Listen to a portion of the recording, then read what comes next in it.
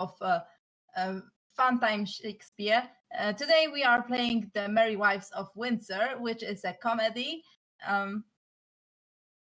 We start in Act 1, Scene 1, Windsor, before Page's house. Shallow, Slender, and Sir Hugh Evans enter.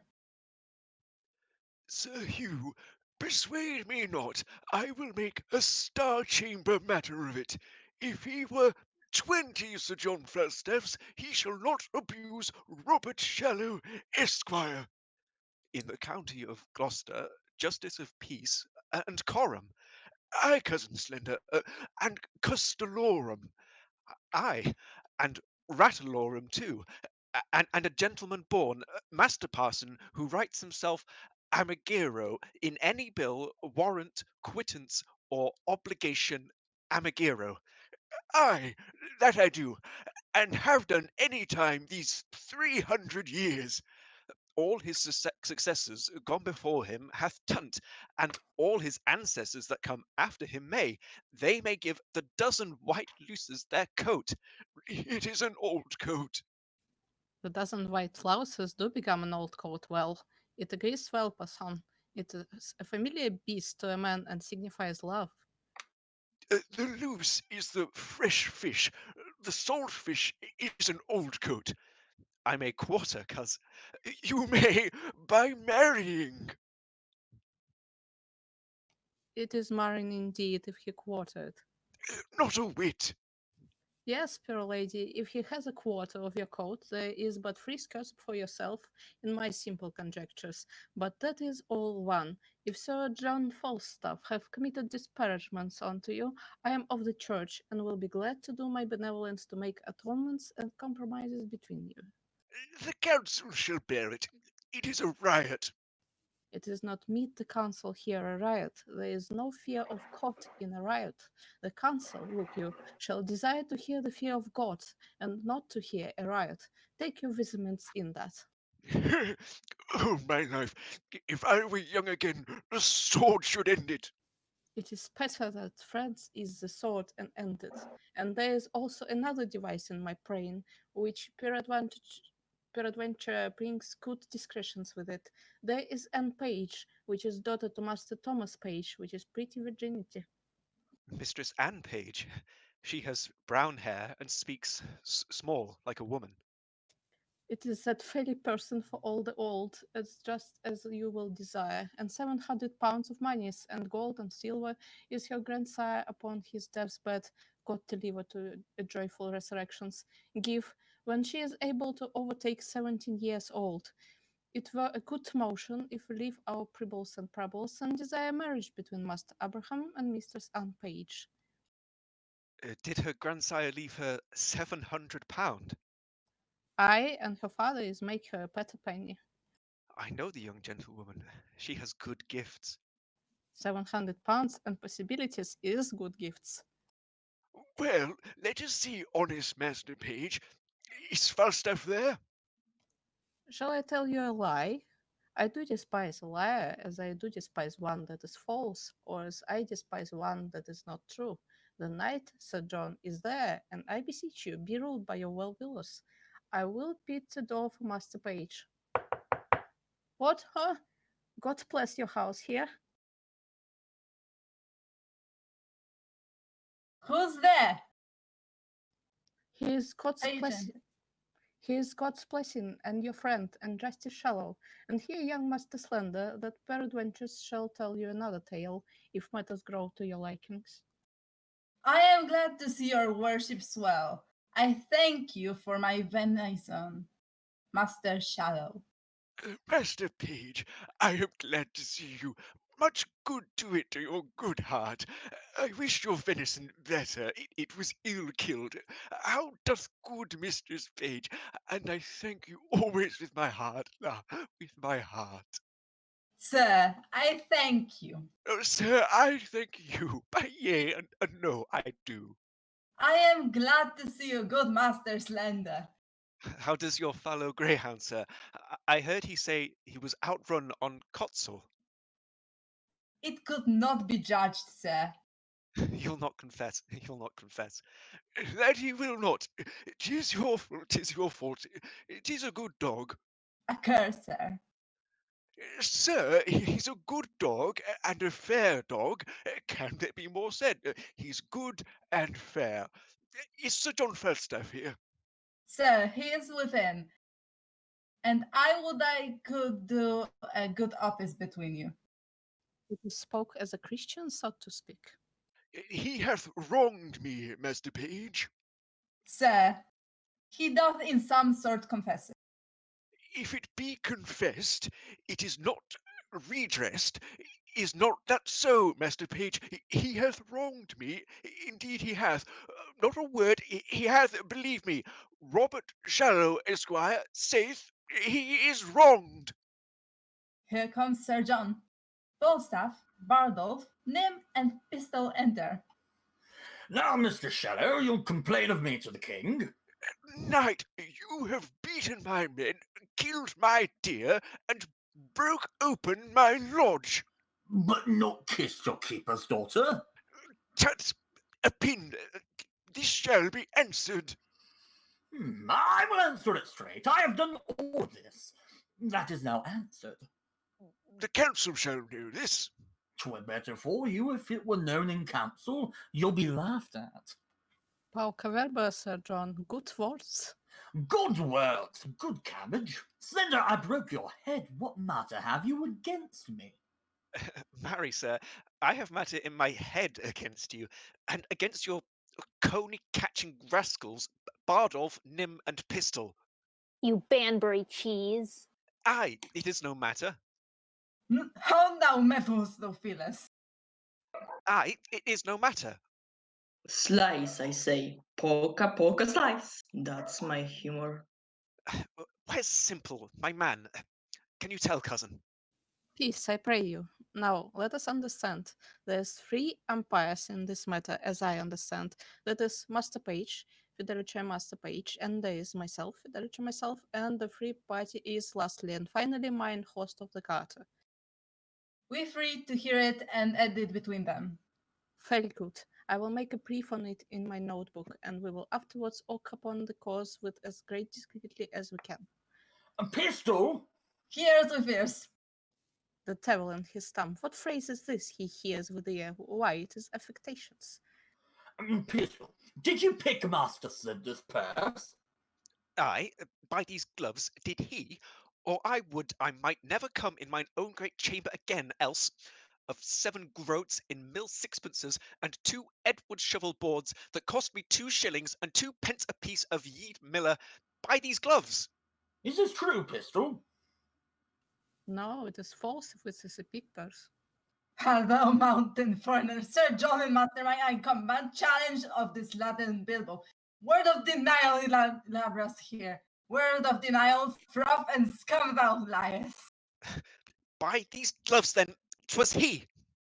Be wise, sir, and pass good humors. I will say mere trap with you if you run the hook's humor on me. This is the very note of it. By this hat, then, he in the red face had it, for though I cannot remember what I did when you made me drunk, yet I am not altogether an ass. And what say you, Scarlet and John? Why, sir, for my part, I say the gentleman had drunk himself out of his 5 sentences. It is his 5 senses. 5, what the ignorance is. And being fat, sir, was, as they say, cashiered, and so conclusions passed to the carriers. Aye, you spake in Latin then too, but 'tis no matter. I'll ne'er be drunk whilst I live again, but in honest, civil, godly company for this trick. If I be drunk, I'll be drunk with those that have the fear of God, and not with drunken knaves. So God urged me, that is a virtuous mind. You will hear all these matters tonight, gentlemen, you hear it. Aunt Page enters with wine. Mistress Ford and Mistress Page follow her. Nay, daughter, carry the wine in, we'll drink within. Aunt Page exits. Oh, heaven! This is Mistress Anne Page. How now, Mistress Ford? Mistress Ford, by my troth, you are very well met. By your leave, good mistress. Mwah. Wife, bid this gentleman welcome. Come, we have a hot venison pasty to dinner. Come, gentlemen, I hope we shall drink down all unkindness. All exit except Shallow, Slender, and Sir Hugh Evans. I had rather than 40 shillings I had my book of songs and sonnets here. Simple enters. How now, Simple? Where have you been? I must wait on myself, must I? You have not the book of riddles about you, have you? Book of riddles? Why, did you not lend it to Alice Shortcake upon All Hallowmas last a fortnight before Michaelmas? Come, cos, we stay for you. A word with you, cos. Marry this, cos. There is, as 'twere, a tender, a kind of tender, made afar off by Sir Hugh here. Do you understand me? Aye, sir, you shall find me reasonable if it be so. I shall do that is reason. Nay, but understand me. So I do, sir. Give ear to his motions, Master Slender. I will description the matter to you if you be capacity of it. Nay, I will do as my cousin Shallow says. I pray you pardon me. He's a justice of peace in his country, simple though I stand here. But that is not the question. The question is concerning your marriage. Aye, there's the point, sir. Marry, is it? The very point of it. To Mistress Anne Page. Why, if it be so, I will marry her upon any reasonable demands. But can you affection the woman? Let us command to know that of your mouth or of your lips, for divers philosophers hold that the lips is parcel of the mouth. Therefore, precisely, can you carry your goodwill to the maid? Cousin Abraham Slender, can you love her? I hope so, sir. I will do as it shall become one that would do reason. Nay, God's lords and his ladies, you must speak positable if you can carry her your desires towards her. That you must. Will you, upon good dowry, marry her? I will do a greater thing than that, upon your request, cousin, in any reason. Nay, conceive me, sweet cos. What I do is to pleasure you, cos. Can you love the maid? I will marry her, sir, at your request, but if there be no great love in the beginning, yet heaven may decrease it upon better acquaintance. When we are married and have no more occasion to know one another, I hope upon familiarity will grow more contempt. But if you say marry her, I will marry her, that I am freely resolved and dissolutely. Use a fairest discretion answer. Save the fall is in the ort dissolutely. The ort is, according to our meaning, resolutely. His meaning is good. Aye, I think my cousin meant well.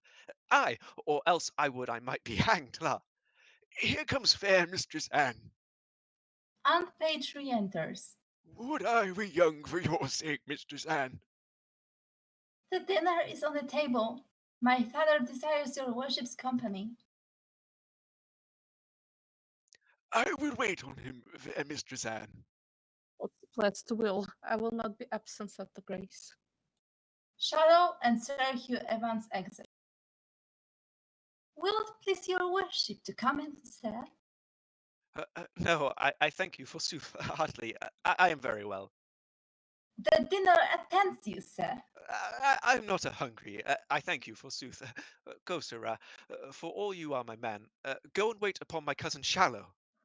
Simple exits.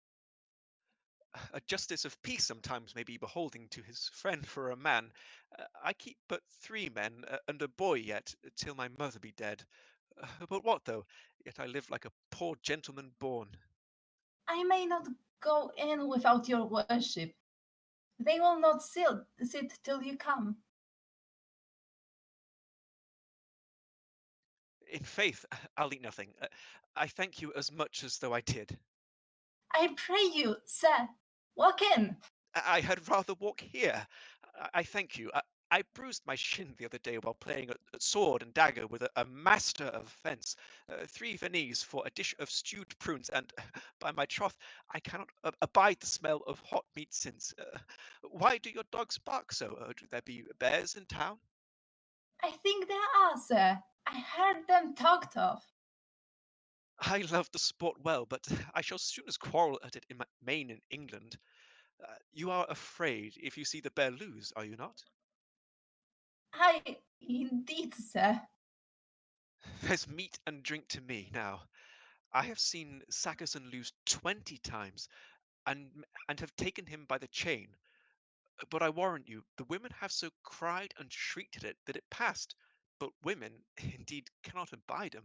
They are very ill-favoured rough things. Page re-enters. Come, gentle Master Slender, come, we stay for you. I'll eat nothing. I thank you, sir. By cock and pie, you shall not choose, sir. Come, come. Nay, pray you, lead the way. Come on, sir. Mistress Anne, yourself shall go first. But I, sir, pray you, keep on. I'll rather be unmannerly than troublesome. You do yourself wrong, indeed, la. They all exit. Scene 2, the same. Sir Hugh Evans and Simple enter. Go your ways, and ask of Dr. Caius' house, which is the way, and there dwells one Mr. Squiggly, which is in the manner of his nurse, or his dry nurse, or his cook, or his laundry, his washer, and his ringer. Well, sir, Nay, it is better yet, give her this letter, for it is a woman that altogether acquainteth with Mistress Anne Page, and the letter is to desire and require her to solicit your master's desires to Mistress Anne Page. I pray you be gone. I will make an end of my dinner. There is pippins and cheese to come. They both exit.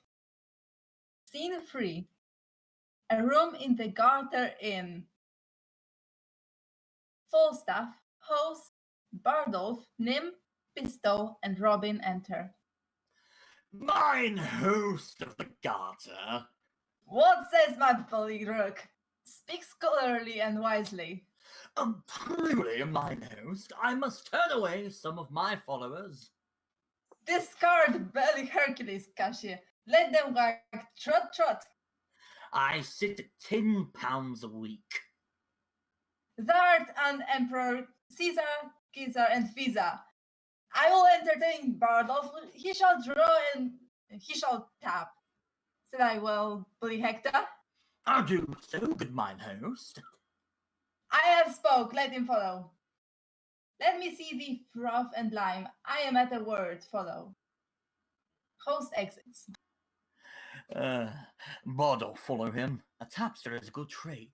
An old cloak makes a new jerkin, with its serving man a fresh taps. Go, adieu. It is a life I have desired. I will thrive. Obeys hunger and white wood, though the spigot wield. Bardolph exits. He was good in drink. Is not the humor conceited? I'm glad I am so quit of this tinderbox. His thefts were too open. His filching was like an unskilful singer. He kept not time. The good humor is to steal at minute's rest. Convey the wisely call. Still for a fickle for the phrase. Well, sirs, I am almost out at heels. Why then let ensue. There is no remedy. I must curry catch if I must shift. Young ravens must have food. Which of you know Ford of this town? I can do it. He is of substance good. My honest lads, I will tell you what I am about. The odds and more. No quits now, Pistol. Indeed, I am in the waist, 2 yards about, but I am now about no waist. I am about thrift. Briefly, I do mean to make love to Ford's wife. I spy an entertainment in her she discourses, she carves, she gives a leer of invitation. I can construe the action of her familiar style, and the hardest voice of her behaviour to be enlightened. Rightly is, I am Sir John Falstaff's. He has studied her will and translated her will out of honesty into English. The answer is it. Will that humor pass? Now, the report goes, she has all the rule of her husband's purse. She hath a legion of angels. As many devils entertain, and to her boy say I. The humor rises. It is good humor, meet angels. I have writ me here a letter to her, and here another to Page's wife, who even now gave me good eyes too, examined my parts with most judicious olays. Sometimes the beam of her view gilded my foot, sometimes my portly belly. Then did the sun on Dunkhill shine. I thank thee for that humor. No, she did so course so my exteriors with such a greedy intention that the appetite of her eye did seem to scorch me up like a burning glass. Here's another letter to her. She bears the purse too. She is a region, Indiana, all gold and bounty. I will be cheated to them both, and they shall be exchequers to me, and they shall be my East and West Indies, and I will trade them both. Go bear thou this letter to Mistress Page, and thou this to Mistress Ford. We will thrive, lads, we will thrive. Shall I Sir Pandarus of Troy become, and by my side were still? Then Lucifer tickle. I will run on base humor. Here, take the humor letter. I will keep the behavior of reputation. Hold, sirrah, bear you these letters tightly. Sail like my penance to these golden shores. Rogues hence, avant! Vanish like hailstones, go trudge plod away the hoof. Seek shelter, pack! Falstaff will learn the humour of the age. French thrift, you rogues, myself, and skirt a page. Falstaff and Robin exit. Let vultures gripe thy guts, for Gordon Fulham holds and high and low beguards the rich and poor.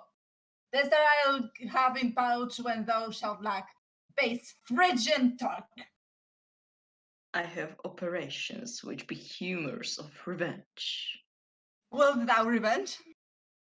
By working and her star, With wit or steel?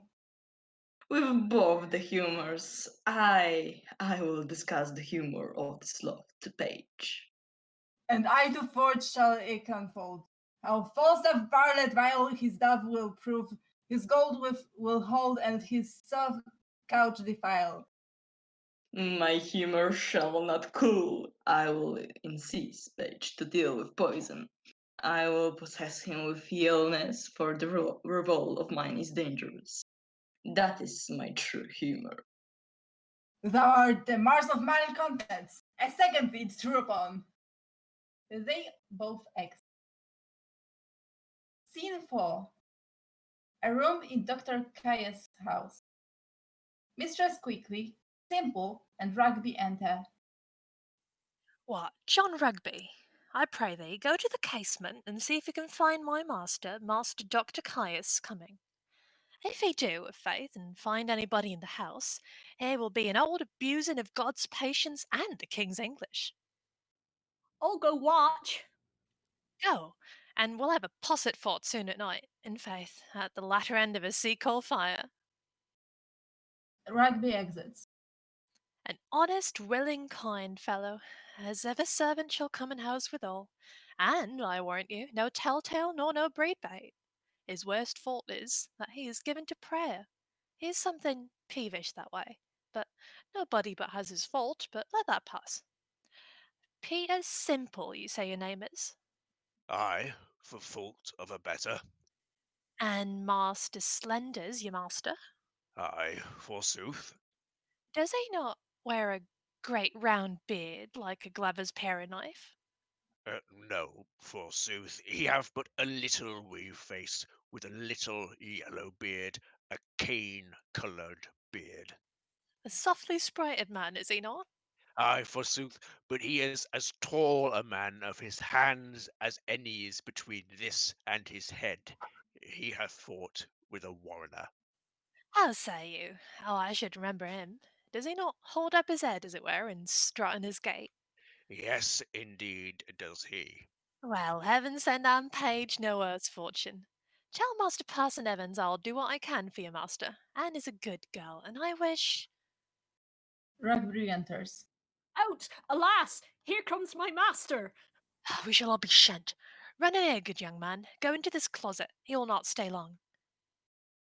And that simple is put in the closet. John Rugby! John! What, John, I say? Go, John, go inquire for my master. I doubt he be not well, though he comes not home. And down, down, a down, and down, down, a down. Dr. What? Chaos enters. What is your scene? I do not like these toys. Pray you, go and fetch me in my closet unbooty wear a box, a green box. Do I intend what I speak? A green box. Aye, forsooth, I'll fetch it you. I'm glad he went not in himself. If he had found the young man, he would have been on mad. Fait. Ma foi, il fait far chaud. Je ne voilà cour les grandes affaires. Is this it, sir? Oui. Mettez-le mon pocket dépêche, quickly. Where is that knave, Rugby?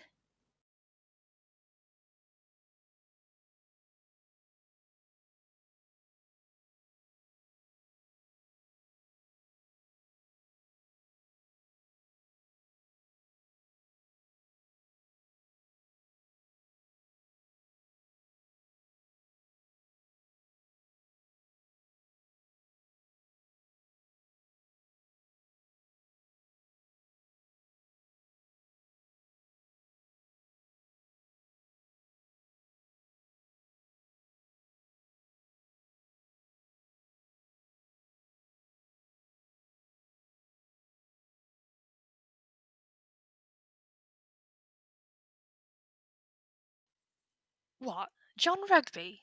John? Here, sir! You are John Rugby and you are Jack Rugby. Come, take your rapier and come after my heel to the court. Ready, sir! Here, in the porch! By my troth, I tarry too long. Odds me. Casually, there is some simples in my closet that I will not for the world I shall leave behind. Ay me, you'll find the young man here and be mad. Oh, diable, what is in my closet? Villain, Laron, Rugby, my rapier. Master, be content. Wherefore shall I be content? The young man is an honest man. What shall the honest man do in my closet? There is no honest man that shall come in my closet. I beseech you, be not so phlegmatic. Hear the truth of it. He came of an errand to me from Parson Hugh. Well, I, forsooth, to desire her to. Pray you? be say your tongue, speak your tale. To desire this honest gentlewoman, your maid, to speak a good word to Mistress Anne Page for my master in the way of marriage. This is all indeed, but I'll ne'er put my finger in the fire, and need not. Sir Hugh, send you? Rugby, buy me some paper, tell you a little a while. Dr. Chaos right. I'm glad he is so quiet. If he had been thoroughly moved, you should have heard him so loud and melancholy. But notwithstanding, man, I'll do you your master what good I can, and the very yea and the no is. The French doctor, my master, I may call him my master, look you, for I keep his house, and I wash, wring, brew, bake, scour, dress, meat, and drink, make the beds, and do all myself. 'Tis a great charge to come under one body's hand. Are you avised to that? You shall find it a great charge, and to be up early and down late, but notwithstanding, to tell you in your ear, I would have no words of it. My master himself is in love with Mistress Anne Page, but notwithstanding that, I know Anne's mind. That's neither here nor there. You jackknape, give her this letter to Sir Hugh. By God, it is a challenge. I will cut his throat in the park, and I will teach a scurvy jackanapes priest to meddle or make. You may be gone. It is not good you tarry here. By God, I will cut all his 2 stones. By God, he shall not have a stone to throw at his dog. Simple exits.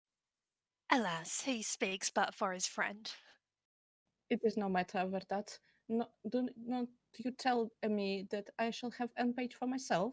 By God, I will kill the Jack priest and have appointed mine host of the Jartier to measure our weapon. By God, I will myself have an page.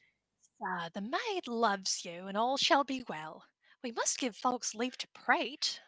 What the good ya? Rugby, come to the court with me. By God, if I have not an page, I shall turn your head out of my door. Follow my heels, Rugby. Dr. Chaos and Rugby exit. You shall have a fool's head of your own. Now I know Anne's mind for that. Ne'er a woman in Windsor knows more of Anne's mind than I do, nor can more than I do with her, I thank heaven. Who's within there? Ho! Who's there, I trow? Come near the house, I pray you. Fenton enters. How now, good woman? How dost thou? Oh, the better that it plays your good worship to ask. What news? How does pretty Mistress Anne? I entreat, sir, and she is pretty and honest and gentle, and one that is your friend, I can tell you that, by the way. I praise heaven for it. Shall I do any good, thinkest thou? Shall I not lose my suit? Trot, sir, all is in his hands above, but notwithstanding, Master Fenton, I'll be sworn on a book she loves you. Have not your worship a wart above your eye? Yes, Mary, have I. What of that? Well, thereby hangs a tale. Good faith, it is such another Nan, but I detest an honest maid as ever broke bread. We had an hour's talk of that wart. I shall never laugh but in that maid's company. But indeed she is given too much to melancholy and musing. But for you, well, go to. Well, I shall see her today. Hold, there is money for thee. Let me have thy voice in my behalf. If thou seest her before me, commend me. Will I? Faith, that we will. And I will tell your worship more of the wart next time we have confidence, and of other wooers. Well, farewell. I am in great haste now. Farewell to your worship. Fenton exits. Truly an honest gentleman. But Anne loves him not, for I know Anne's mind as well as another does. How to pont? What have I forgot? Mistress quickly exits. Act 2, Scene 1. Before Page's house. Mistress Page enters with a letter. What, have I escaped love letters in the holiday, time of my beauty, and am I now a subject for them? Let me see. Ask me no reason why I love you, for doth love us reason for his physician. He admits him not for his counsellor. You are not young, no more am I. Go to then, there's sympathy. You're a merry, so am I. Then there's more sympathy. You love sack, and so do I. Would you desire but a sympathy? Let it suffice thee, Mistress Page, and that is, if the love of the soldier can suffice. That I love thee, I will not say pity me. 'Tis not a soldier-like phrase, but I say love me by me. Thine own true knight, by day or night, or any kind of light with all his might. For thee to fight John Falstaff? What a hero of jury is this, O wicked world? One that is well nigh worn to pieces with age to show himself a young gallant. What an unweighed behaviour hath this Flemish drunkard picked, with devil's name, out of my conversation, that he dares in such manner essay me? Why, he had not been thrice my company. What shall I say to him? I was then frugal of my mirth, heaven forgive me. Why, I exhibit a bill in the parliament for the putting down of men. How shall I be revenged of him? For revenge I will be, as sure as his guts are made of puddings. Mistress Ford enters. Mistress Page, trust me, I was going to your house. And trust me, I was coming to you. You look very ill. Nay, I'll ne'er believe that. I have to show to the contrary. Faith, but you do, in my mind. Well, I do then. Yet I say I could show you to the contrary. Oh, Mistress Page, give me some counsel. What's the matter, woman? Oh, woman, if it were not for one trifling respect, I could come to such honour. Hang the ruffle, woman, take the honor. What is it? Dispense with trifles? What is it? If I would but go to hell for an eternal moment or so, I could be knighted. What? Dollies, Sir Alice Ford, these knights will hack, and so thou shouldst not alter the article of thy gentry. Undaylight, here, read. Perceive how I might be knighted. I think the worse of fat men as long as I have an eye to make the difference of men's liking. And yet he would not swear, praised women's modesty, and gave such orderly and well-behaved reproof to all uncomeliness that I would have sworn his disposition would have gone to the truth of his words. But they do no more adhere and keep peace together than the 100th psalm to the tune of Greensleeves. What tempest I trow through this whale with so many tons of oil in his belly is sure to Windsor. How shall I be avenged on him? I think the best way were to entertain him with hope till the wicked fire of lust have melted him in his own grease. Did you ever hear the like? Letter for letter, but that the name of Page and Ford differs. To thy great comfort in this mystery of ill opinions, here's the twin brother of thy letter, but let thine inherit first, for I protest mine never shall. I warrant he had 1,000 of these letters, writ with blank space for different names, sure, more, and these are the second edition. He will print them out of doubt, for he cares not what he puts into the press, when he would put us too. I had rather be a giantess and lie under Montpellier. Well, I will find you 20 lascivious turtles ere one chaste man. Why, this is the very same. The very hands, the very words. What doth he think of us? Nay, I know not. It makes me almost ready to rankle with my own honesty. I'll entertain myself like one that I am not acquainted with that. For sure, unless he knows some strain in me that I not know myself, he would never have boarded me in this fury. Boarding, call you it? I'll be sure to keep him above deck. So will I if he come under my hatches, and never to see again. Let's be revenged on him. Let's appoint him a meeting, give him a show of comfort in his suit, and lead him on with a fine baited delay, till he have pawned his horses to mine host of the Garter.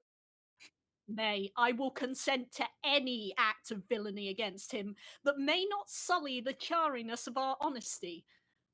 Oh, that my husband saw this letter. It would give eternal food to his jealousy. Why, look where he comes. And my good man too, he's as far from jealousy as I am from giving him cause, and that I hope is an unmeasurable distance. You are the happier woman. Let's console together against this greasy night. Come hither. They both retire. Ford enters with pistol, Page, and Nym. Well, I hope it be not so. Hope is a curdled dog in some affairs. Sir John affects thy wife. Why, sir, my wife is not young. He woos both high and low, both rich and poor, both young and old. One with another, Ford. He loves the gallimaufry. Ford perpend. Love my wife. With liver burning hot, prevent go thou, like Sir Acceton he. With ringwood at thy heels, oh odious is the name. What name, sir? The horn, I say. Farewell, take heed, have open eye for thieves to foot by night. Take heed ere summer comes, or cuckoo birds do sing. Away, Sir Corporal Nym. Believe it, page, he speaks sense. Pistol I will be patient. I will find out this. And this is true. I like not the humor of lying. He hath wronged me in some humors. I should have borne the humored letter to her, but I have a sword, and it shall bite upon my necessity. He loves your wife. There's the short and the long. My name is Corporal Nym. I speak and I avouch 'tis true. My name is Nym, and Falstaff loves your wife. Oh dear, I love not the humour of bread and cheese, and there's the humour of it. Oh dear. Nym exits. The humor of it, Gotha. Here's a fellow frights English out of his wits. I will seek out Falstaff. I never heard such a drolling, affecting rogue. If I do find it, well. I will not believe such a Catean, though the priest of the town commended him for a true man. 'Twas a good, sensible fellow. Well. How now, Meg?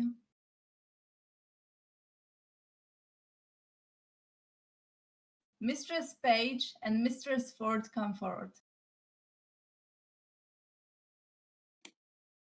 Whither go you, George? Hark you. Come now, sweet Frank. Why art thou melancholy? I melancholy. I am not melancholy. Get you home. Go. Dave, thou hast some croquets in thy head. Now, will you go, Mistress Page? Have with you. You'll come to dinner, George. Look who comes yonder. She shall be our messenger to this paltry night. Trust me, I thought on her. She'll fit it. Mistress quickly enters. You are come to see my daughter Anne? Ay, forsooth. And, I pray, how does good Mistress Anne? Go in with us and see. We have an hour's talk with you. Mistress Page, Mistress Ford, and Mistress quickly exit. How now, Master Ford? You heard what this knave told me, did you not? Yes, and you heard what the other told me. Do you think there is truth in them? Hang and slaves! I do not think the knight would offer it. But these that accuse him in his intent towards our wives are a yoke of his discarded men. Very rogues. Now they be out of service. Were they his men? Marry, were they? I like it never the better for that. Does he lie at the Garter? I marry. Does he? If he should intend this voyage towards my wife, I would turn her loose to him, and what he gets more of her than sharp words, let it lie on my head. I do not misdoubt my wife, but I would be loath to turn them together. A man may be too confident. I would have nothing lie on my head. I cannot thus be satisfied. Look where my ranting host of the Garter comes. There is either liquor in his spade or money in his purse when he looks so merrily. Host entered. How now, mine host? How now, Bullyrook? Thou art a gentleman, cavalierous, I say. Shallow enters. I follow, mine host, I follow. Good even and 20, good Master Page. Master Page, will you go with us? We have a sport in hand. Tell him, cavalierous. Tell him, Bullyrook. Sir, there is a fray to be fought between Sir Hugh, the Welsh priest, and Caius, the French doctor. Good mine host of the Garter, a word with you? Draws him aside. What sayest thou, my Bullyrook? Will you go with us to behold it? My merry host hath the measuring of their weapons, and, I think, hath appointed them contrary places, for, believe me, I hear the parson is no jester. Hark, I will tell you what our sport shall be. They converse apart. Hast thou no suit against my knight, my guest cavalier? None, I protest. But I'll give you a pottle of burnt sack to give me recourse to him, and tell my name is Brooke, only for a jest. My hand, bully. Thou shalt have egress and regress, said I one, and thy name shall be Brooke. It is a very nice. Will you go and ears? Have with you, mine host. I have heard the Frenchman have good skill in his rapier. Tut, sir, I could have told you more. In these times you stand on distance, your passes, staccatos, and I know not what. 'Tis the heart, Master Page. 'Tis here. 'Tis here. I have seen the time. With my long sword, I would have made you 4 tall fellows skip like rats. Here, boys, here, here. Shall you have with you? I would rather hear them scold than fight. Host, Shallow, and George Page exit. Though Page be a secure fool, and stand so firmly on his wife's frailty, yet I cannot put off my opinion so easily. She was in his company at Page's house, and what they made there I know not. Well, I will look further into it, and I have a disguise to sound Falstaff. If I find her honest, I lose not my labor. If she be otherwise, 'tis labor well bestowed. He exits. Scene 2. A room in the Gotha Inn. Falstaff and Pistol enter. I will not lend thee a penny. Why, then the world's mine oyster, which I will start with open. Not a penny. I have been content, sir. You should lay my countenance upon. I have grated upon my good friends for the 3 reprieves for you and your coachfellow Nym, or else you had looked through the grate like a jiminy of baboons. I am damned in hell for swearing to gentlemen, my friends. You are good soldiers and tall fellows. And when Mistress Bridget lost the handle of her fan, I looked upon mine honour thou hadst it not. This thou not shared, hadst thou not 15 pence? Reason, you rogue, reason! Thinkest thou I'll endanger my soul, Gratis? At a word, hang no more about me. I am no gibbet for you. Go, a short knife and a thong, to your manor of Pictatch. Go! You'll not bear a letter for me, you rogue. You stand upon your honour. Why, thou unconfinable baseness! It is as much as I can do to keep the terms of my honour precise. I myself sometimes, leaving the fear of God on the left hand, and hiding my honour in my necessity, am fain to shuffle, to hedge and to lurch, and yet you, rogue, will ensconce your rags, your catamountain looks, your red lattice phrases, and your bold beating oaths under the shelter of your honour. You will not do it, you. I do relent. What would thou more of man? Robin enters. Sir, here's a woman who would speak with you. Let her approach. Mistress quickly enters. Give your worship good morrow. Good morrow, good wife. Not so, an't please your worship. Good maid, then. I'll be sworn, as my mother was the first hour I was born. I do believe the swearer. What with me? Shall I vouchsafe your worship a word or two? 2,000, fair woman, and I'll vouchsafe thee the hearing. There is one Mistress Ford, sir. I pray come a little nearer this ways. I myself dwell with Master Dr. Caius. Well on, Mistress Ford, you say? Your worship says very true. I pray your worship come a little nearer this ways. I warrant thee nobody hears. Mine own people, mine own people. Are they so? God bless them and make them his servants. Well, Mistress Ford, what of her? Why, sir, she's a good creature. Lord, Lord, your worship's a wanton. Well, heaven forgive you and all of us, I pray. Mistress Ford? Come, Mistress Ford. Mary, this is the long and the short of it. You've brought her into such a canaries as 'tis wonderful.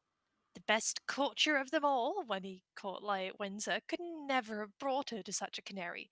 Yet there has been knights and lords and gentlemen, with their coaches, I warrant you, coach after coach, letter after letter, gift after gift, smelling so sweetly, all musk and so rustling, I warrant you, in silk and gold and such elegant terms, and in such wine and sugar of the best and the fairest, that would have won any woman's heart. And I warrant you, they could never get an eye wink of her. I had myself 20 angels given me this morning. But I defy all angels in any such sort as they say, but in the way of honesty. And I warrant you, they could never get her so much as sip on a cup with proudest of them all. And yet there has been earls, nay, which is more, pensioners. But I warrant you, all is one with her. But what says she to me? Be brief, my good she Mercury. Mary, she has received your letter, for the which she thanks you 1,000 times, and she gives you to notify that her husband will be absent from his house between 10 and 11. 10 and 11? Ay, forsooth, and then you may come and see the picture, she says, that you wot of. Master Ford, her husband will be from home. Alas, the sweet woman leads an ill life with him. He is a very jealousy man. She leads a very frampold life with him, good heart. 10 and 11.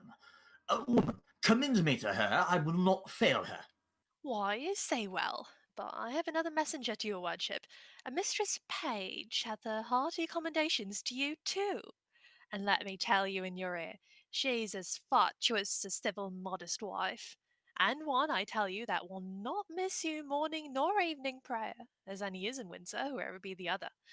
And she bade me tell your worship that her husband is seldom from home, but she hopes there will come a time. I never knew a woman so dote upon a man.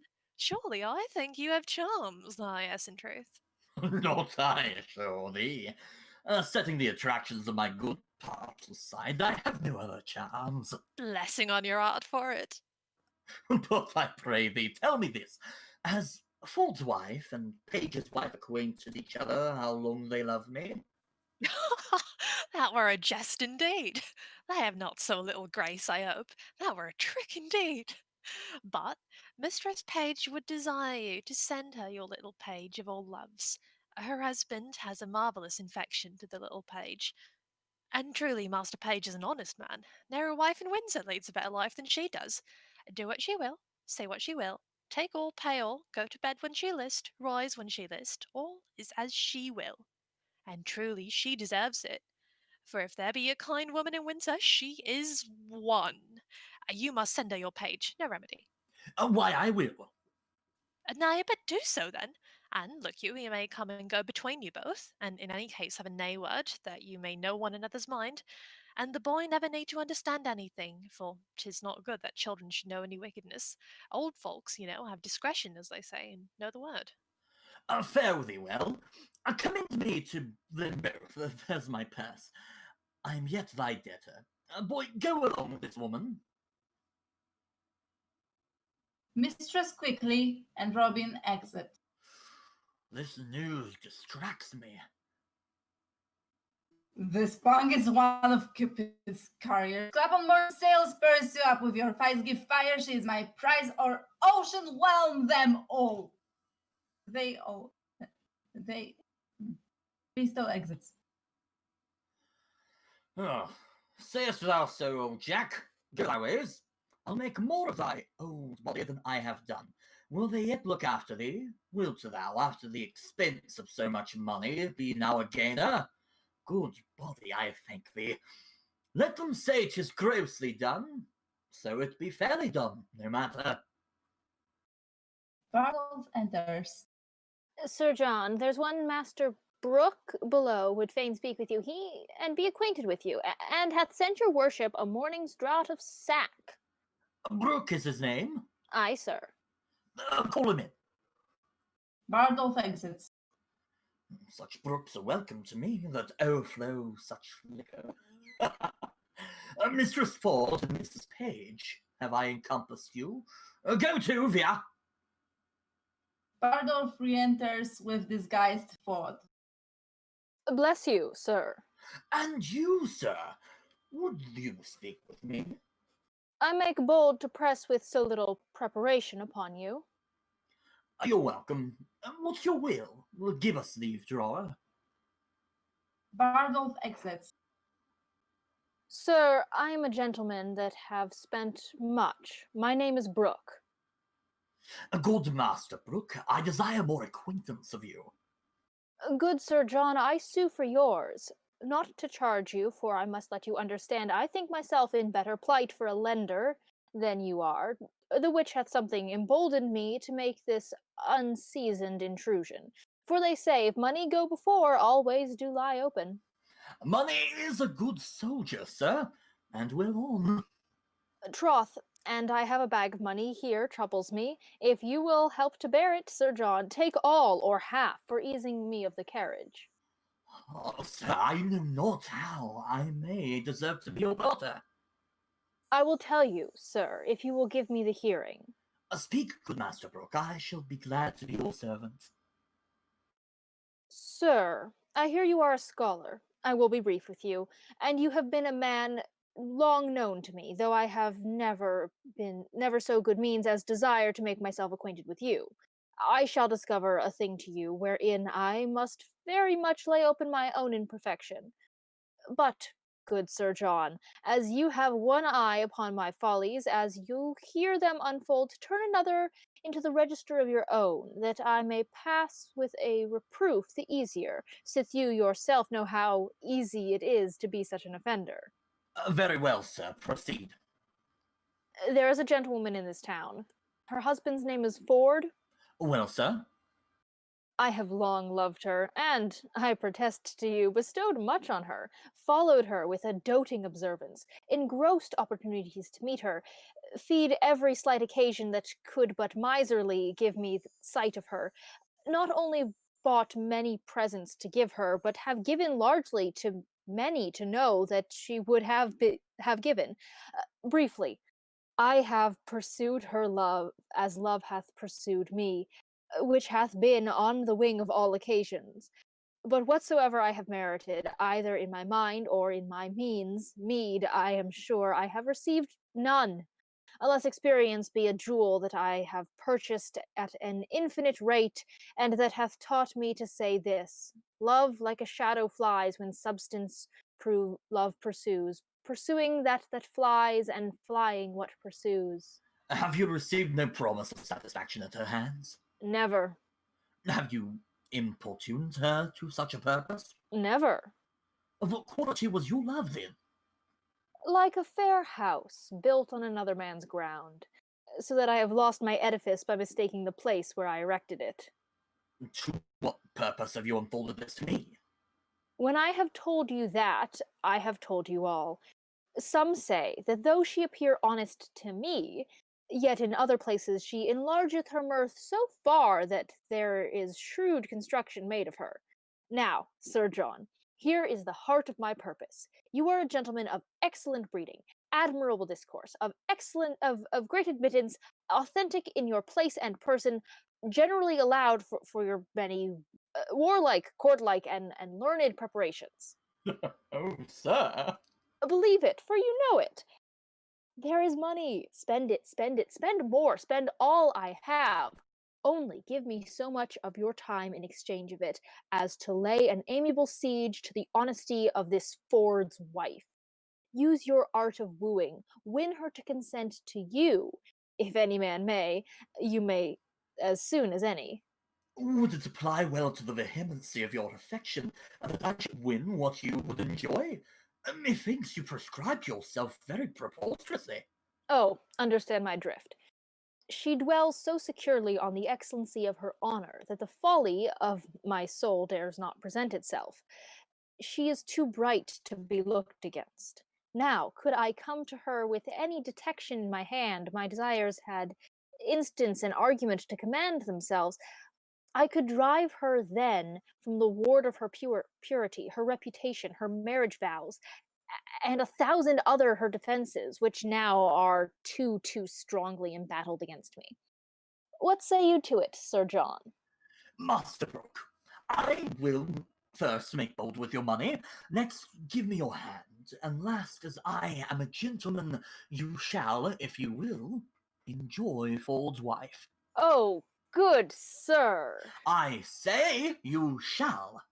Want no money, Sir John, you shall want none. Want no Mistress Ford, Master Brooke, you shall want none. I shall be with her, I may tell you, by her own appointment, even as you came in to me. Her assistant will go between parted from me. I say I shall be with her between 10 and 11, for at that time the jealous rascally knave her husband will be forth. Come you to me at night, you shall know how I speed. I am blessed in your acquaintance. Do you know Ford, sir? Hang him, poor cuckoldy knave. I know him not. Yet I wrong him to call him poor. They say the jealous wittly knave hath masses of money. For the which his wife seems to be well favoured. I will use her as the key of the cuckoldry rogue's coffer, and there's my harvest home. I would you knew Ford, sir, that you might avoid him if you saw him. Hang him, mechanical salt butter rogue. I will scare him out of his wits. I will awe him with my cudgel. I shall hang like a meteor over the cuckold's horns. Master Brooke, thou shalt know I will predominate over the peasant, and thou shalt lie with his wife. Come to me soon at night. Ford's a knave, and I will aggravate his style, and thou, Master Brooke, shalt know him for knave and cuckold. Come to me soon at night.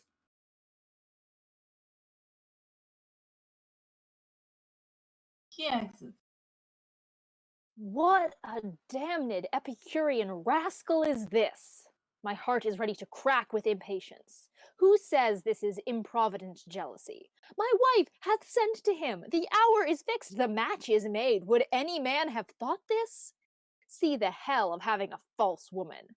My bed shall be abused, my coffers ransacked, my reputation gnawn at, and I shall not only receive this villainous wrong, but stand under the adoption of abominable terms, and by him that does me this wrong.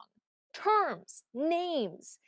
Amion sounds well, Lucifer well, Barbizon well. Yet they are devil's addition, the names of fiends, but cuckold, whittled, cuckold! The devil himself hath not such a name. Page is an ass, a secure ass. He will trust his wife. He will not be jealous.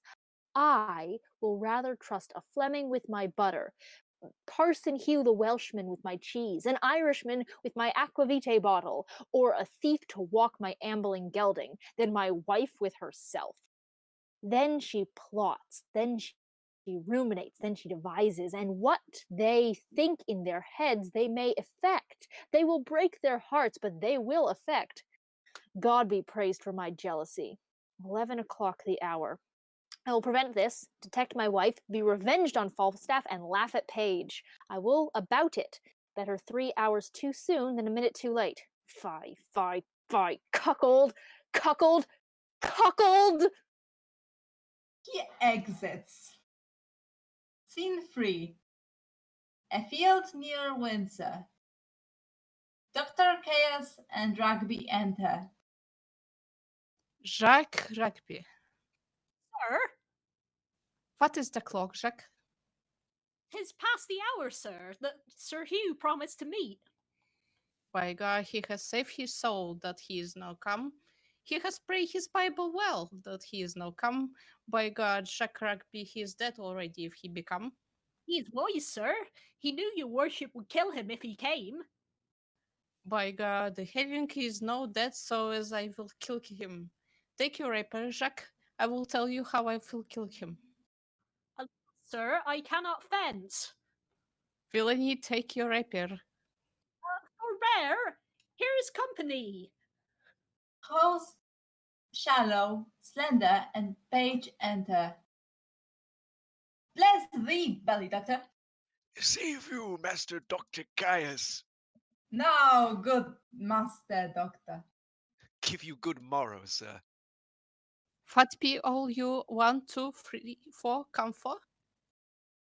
To see thee fight, to see the fun, to see thee traverse, to see thee here, to see thee there, to see thee pass thy punto, thy stock, thy reverse, thy distance, thy mountain.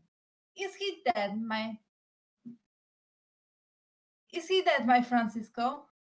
Ha, bully, what says my Asclepius, my Galen, my heart of elder? Ha, is he dead, Bully's tail? Is he dead? By God, he is the coward Jack Priest of the world. He is not show his face. Thou art a Castilian king urinal, Hector of Greece, my boy. I pray you bear witness that me have stay 6 or 7, 2, 3 hours for him, and he is no come. He is the wiser man, Master Doctor. He is a curer of souls, and you a curer of bodies. If you should fight, you will go against the hair of your professions. Is that not true, Master Page? Master Shallow, you have yourself been a great fighter, though now a man of peace. Oh, bodykins, Master Page, though I now be old and of the peace, if I see a sword out, my finger itches to make one. Though we are justices and doctors and churchmen, Master Page, we have some salt of our youth in us. We are the sons of women, Master Page. 'Tis true, Master Shallow. It will be found so, Master Page. Master Dr. Caius, I am come to fetch you home. I am sworn of the peace, and you have showed yourself a wise physician, and Sir Hugh has shown himself a wise and patient churchman. You must go with me, Master Doctor. Pardon, guest justice. A word, Monsieur Mockwater. Ockfatter, what is that? Mockwater. In our English tongue is valor, bully. By God, then I have as much mock water as the Englishman. Scurry Jack Dog Priest, by God, me will cut his ears. He will clapper claw thee tightly, bully. Clap at the claw, what is that? That is, he will make thee amends. By God, me do look, he shall clap at the claw me, for by God, me will have it. And I will provoke him to it, or let him wag. Me thank you for that. And moreover, but first, Master Guest and Master Page and a Cavallero Slender, go you through the town to Frogmore. Sir Hugh is here, is he? He is there. See what humor he is in, and I will bring the doctor about by the fields. Will it do well? We will do it. Adieu, good And Master you, Doctor. Master Doctor. Page, Shallow, and Slender exit. By God, me will kill the priest, for he speak for a jackanape to end page. Let him die, sheathe thy impatience, throw cold water on thy collar. Go about the fields with me, Frogmore.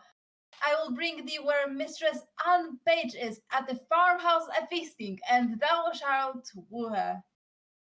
Cried I am? Said I well? By God, me thank you for that. By God, I love you, and I shall procure you a good guest, the earl, the knight, the lords, the gentlemen, my patience. For which I will be thy adversary towards Anne Page.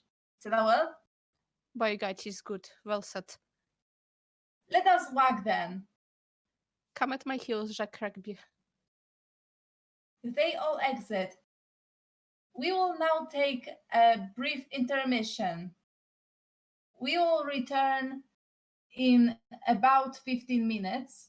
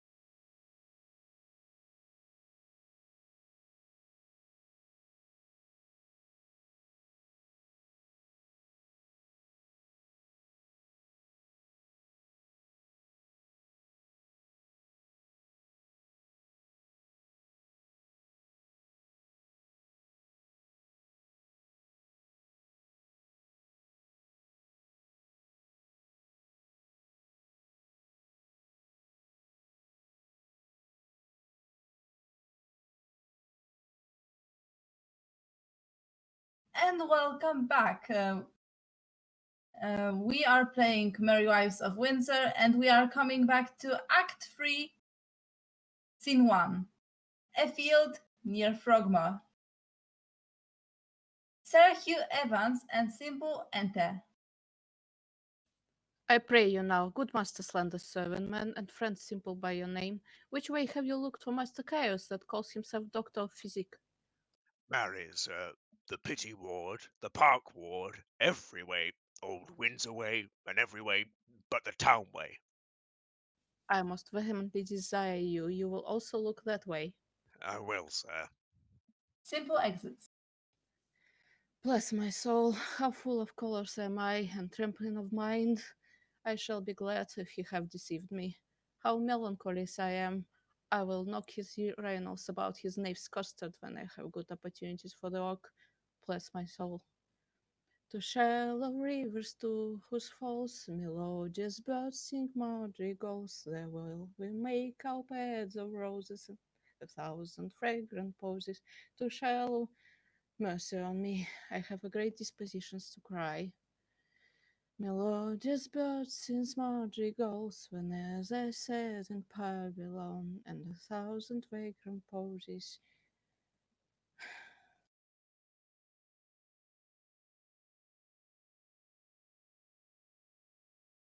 Yonder is he coming. This way, Sir Hugh.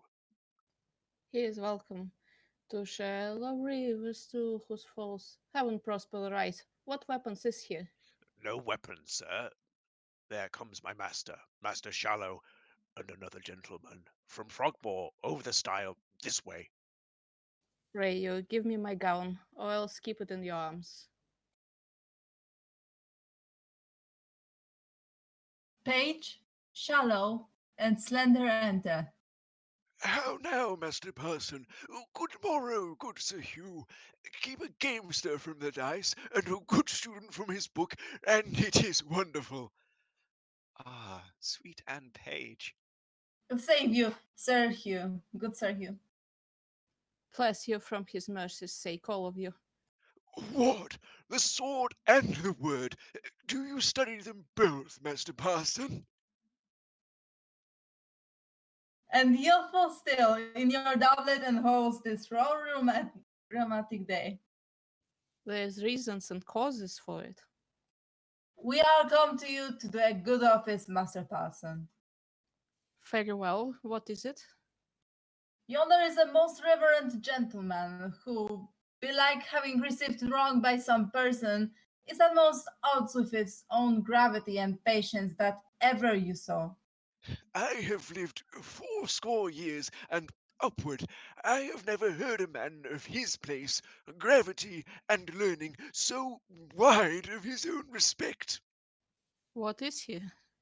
I think you know him, Master Dr. Chaos, and the renowned French physician. God's will and his passion of my heart. I had a sleeve you would tell me of a mess of a porridge. Why? He has no more knowledge of Hippocrates and Galen, and he is a knave besides, a cowardly knave, as you would desire to be acquainted withal. I warrant you, his the man should fight with him.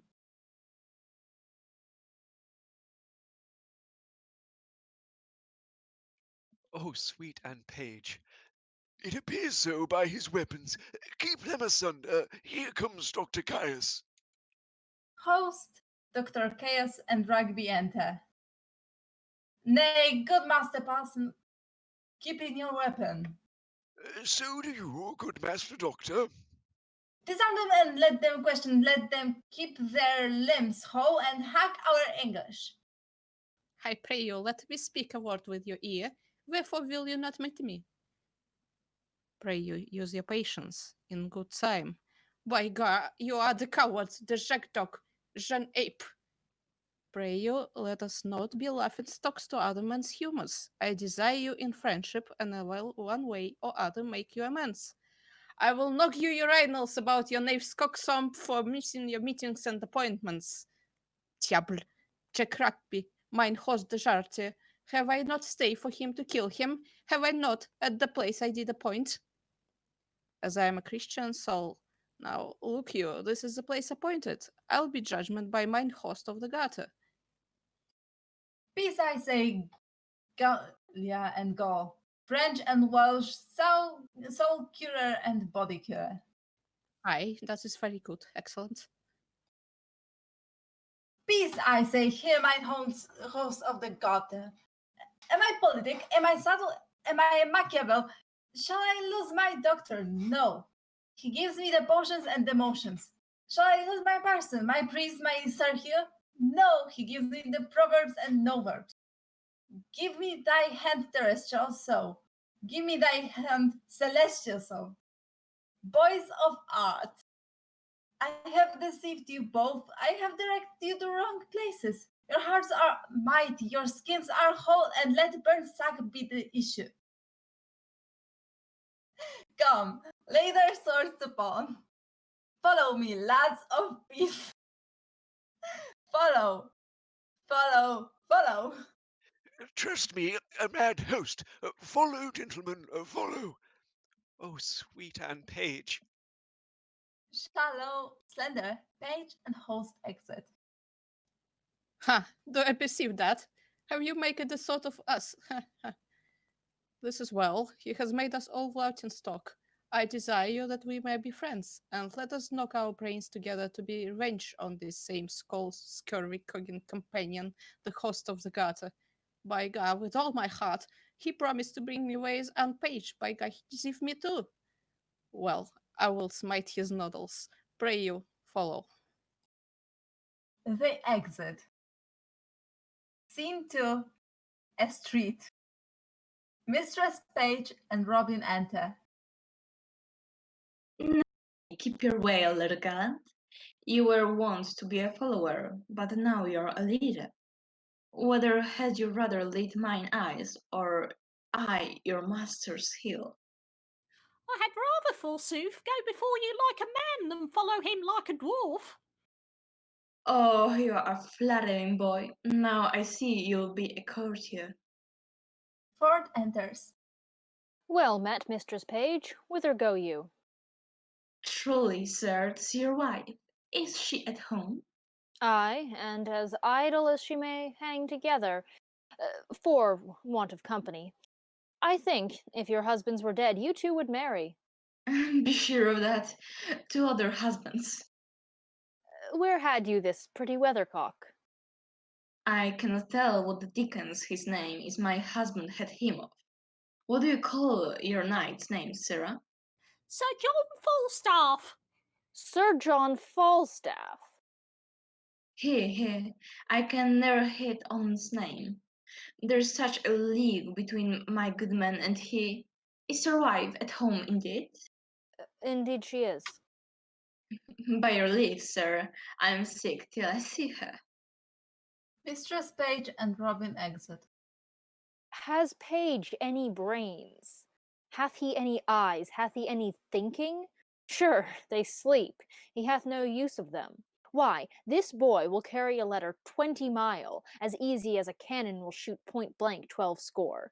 He pieces out his wife's inclination. He gives her folly, motion, and advantage, and now she's going to my wife, and Falstaff's boy with her?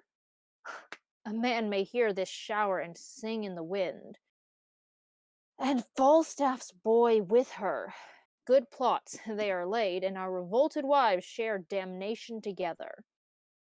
Well, I will take him, then torture my wife, pluck the borrowed veil of modesty from her, so seeming Mistress Page, divulge Page himself for a secure and wilful Actaeon, and to these violent proceedings all my neighbors shall cry aim.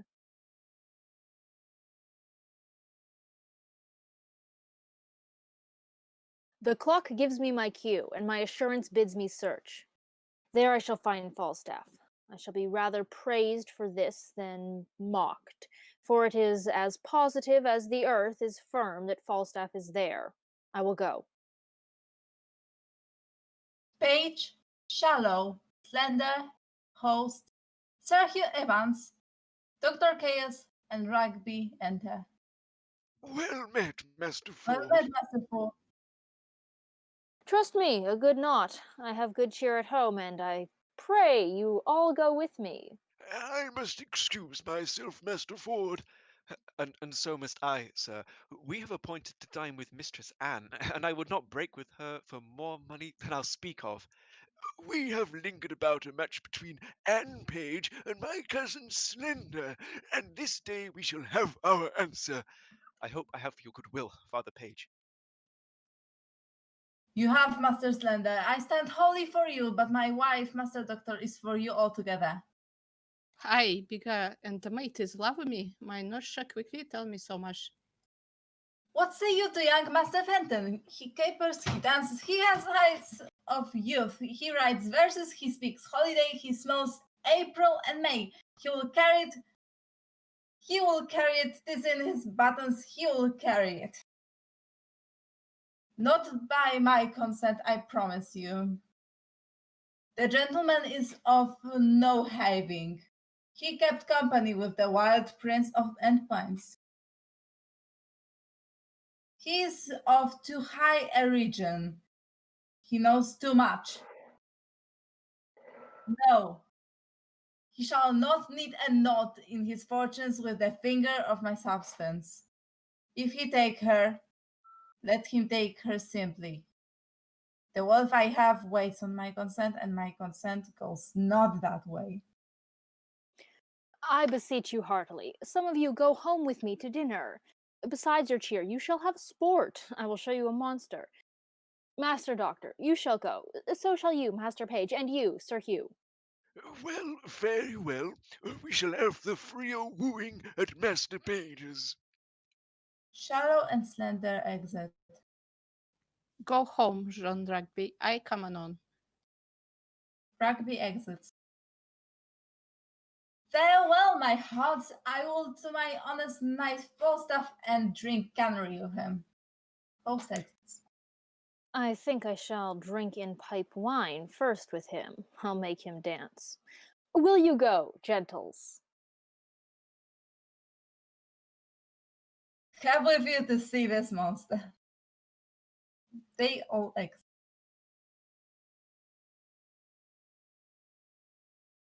Scene 3. A room in Ford's house. Mistress Ford and Mistress Page enter. What? John? What? Robert? Quickly, quickly, is the back basket? Warrant? What? Robin, I say? Servants enter with a basket. Come, come, come. Set it down. Give your men the charge. We must be brief. Harry, as I told you before, John and Robert be ready here hard by in the brew house, and when I suddenly call you, come forth, and without any pause or staggering, take this basket on your shoulders. That done, trudge with it in all haste and carry it among the whistlers to the Datchet Mead, and there empty it in the muddy ditch close by the Thames side. You will do it? I had told them over and over. They lack no direction. Be gone and come when you are called. Servants exit. Here comes little Robin. Robin enters. How now, my eyes of musket? What's news with you? My master, Sir John, is coming your back door, Mistress Ford, and requests your company. You little Jacqueline, have you been true to us? Aye, I'll be sworn. My master knows not of your being here, and hath threatened to put me into everlasting liberty if I tell you of it, for he swears he'll turn me away. Thou'rt good boy. This secrecy of thine shall be a tale to thee, and shall make thee a new doublet and hose. I'll go hide me. Do so. Go tell thy master I am alone. Robin exits. Mistress Page, remember you your cue? I warrant thee, if I do not act it, hiss. Mistress Page exits. To then, we'll use this unwholesome humidity, this gross watery pumpion. We'll teach him to know turtles from jays. Falstaff enters. Have I caught thee, my heavenly jewel? Why now let me die, for I have lived long enough. This is the period of my ambition. No, this blessed hour. Oh, sweet Sir John. Mistress Ford, I cannot cog, I cannot prate. Mistress Ford, now shall I sin in my wish? I would thy husband were dead. Speak it before the best lord, I would make thee my lady. I, your lady, Sir John. Alas, I should be a pitiful lady. Let the court of France show me such another. I see how thine eye would emulate the diamond. Thou hast the right arched beauty of the brow that becomes the ship tire, the tire valiant, or any tire of Venetian admittance. A plain handkerchief, Sir John. My brows become nothing else, nor that well neither. By the Lord, thou art a traitor to say so. Thou wouldst make an absolute courtier, and the firm fixture of thy foot would give an excellent motion to thy gait in a semi-circled farthingale. I see what thou wert if fortune thy foe were not. Nature thy friend, come, thou canst not hide it. Believe me, there is no such thing in me. What made me love thee? Let that persuade thee. There's something extraordinary in thee. Oh, come, I cannot cog and say thou art this and that, like many of these lisping hawthorn buds that come like women in men's apparel and smell like Bucklersbury in simple time. I cannot. But I love thee, none but thee, and thou deservest it. Do not betray me, sir. I fear you love Mistress Page. Thou mightst as well say I love to walk by the counter gate, which is hateful to me as the reek of a lime kiln. Well, heaven knows how I love you, and you shall one day find it. Oh, keep in that mind, I'll deserve it. Nay, I must tell you so. So you do, or else I could not be in that mind. Mistress Ford!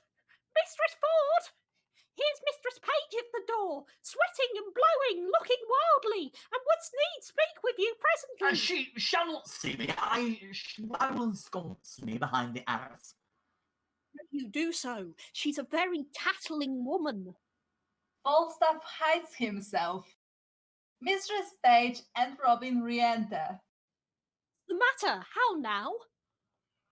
Oh, Mistress Ford, what have you done? You're shamed, you're overthrown, you're undone forever.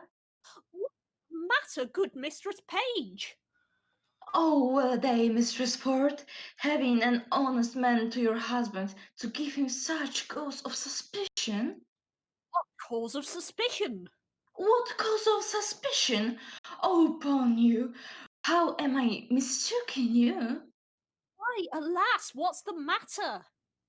Your husband's coming here, woman, with all the officers in Windsor to search for a gentleman that he says is here now in the house by her consent to take an ill advantage of his absence.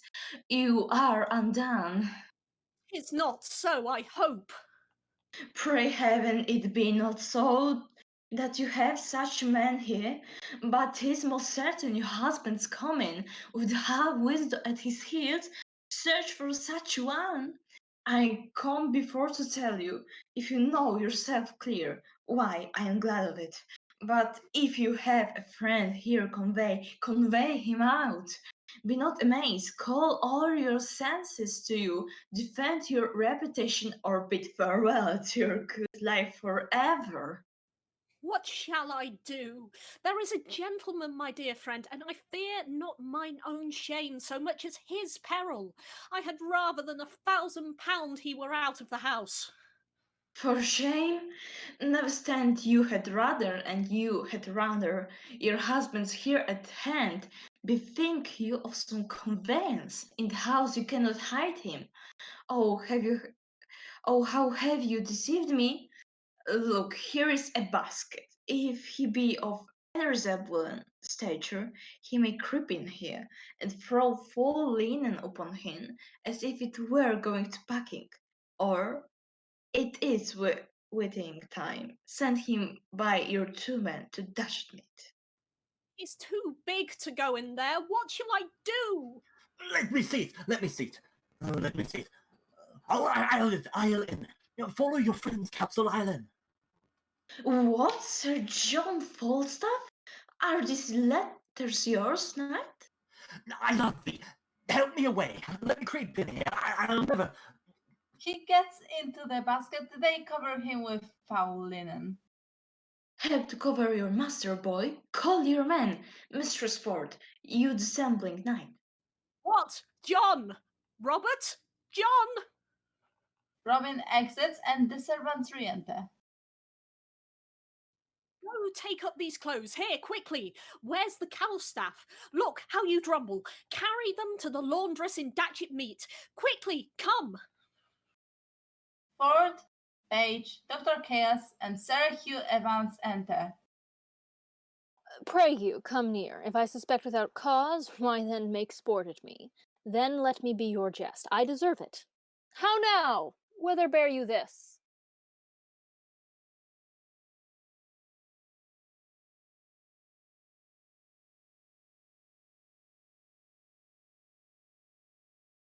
To the laundress, forsooth!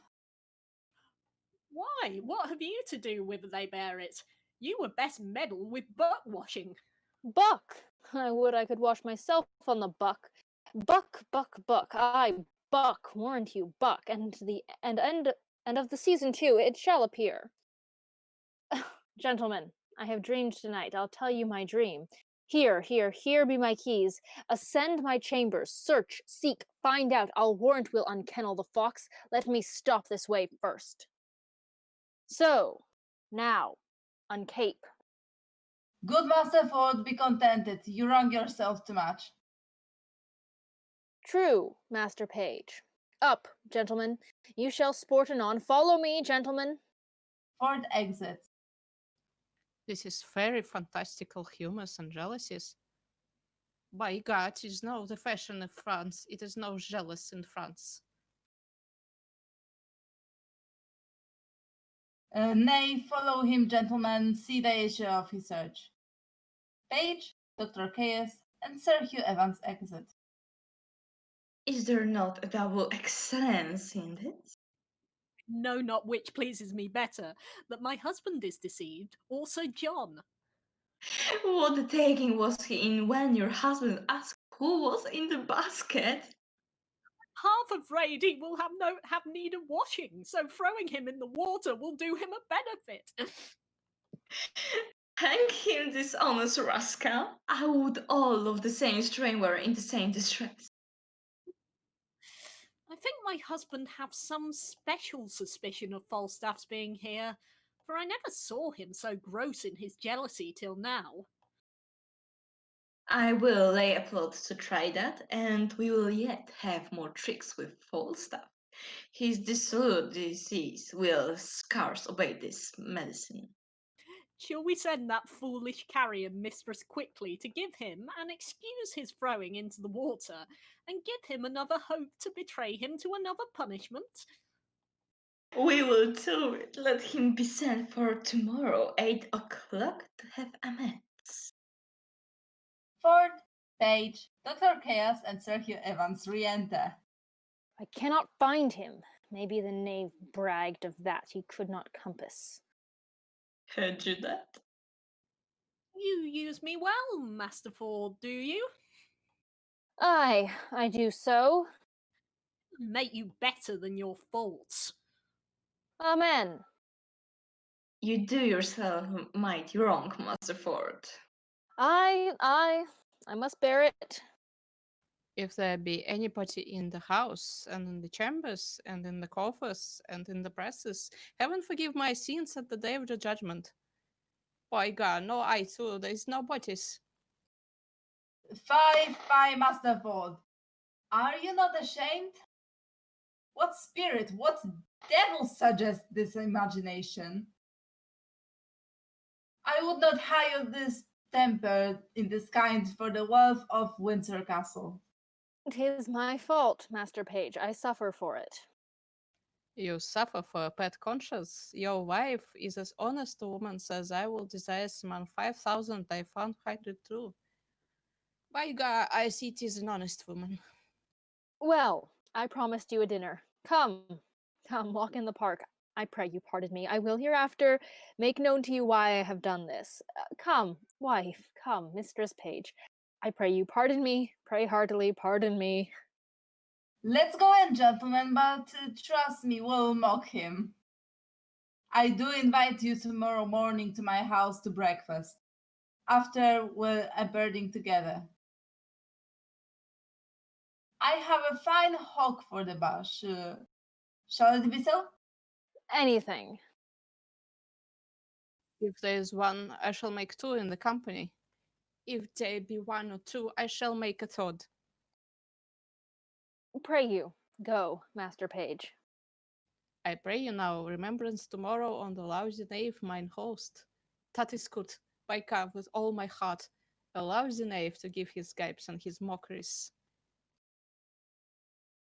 They all exit. Scene 4. A room in Page's house.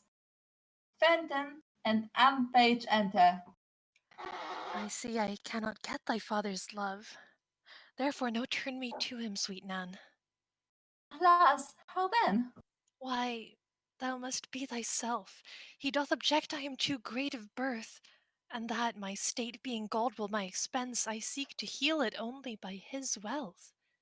Besides these, other bars he lays before me, my riots past, my wild societies, and tells me 'tis a thing impossible I should love thee but as a property. Maybe he tells you true. No! Heaven so speed me in thy time to come.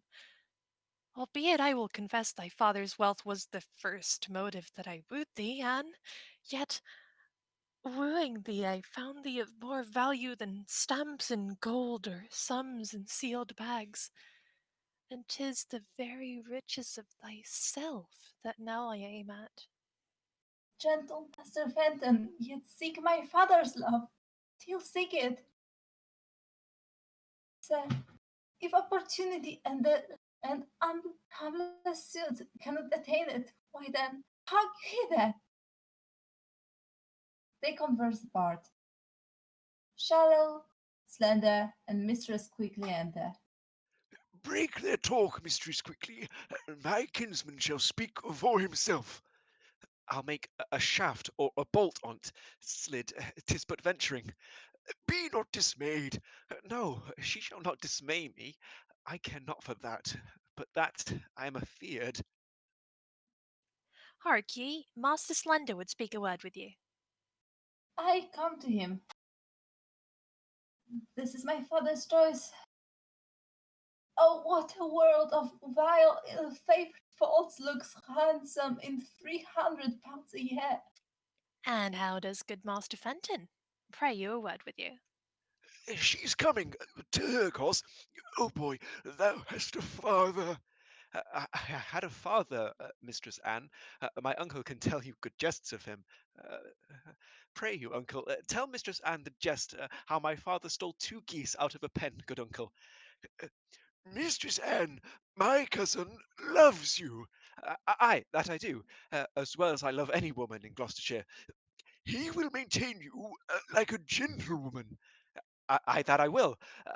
Come cut and long tail under the degree of a squire. He will make you £150 jointure. Good Master Shallow, let him woo for himself. Mary, I thank you for it. I thank you for that good comfort. She calls you, cousin. I'll leave you.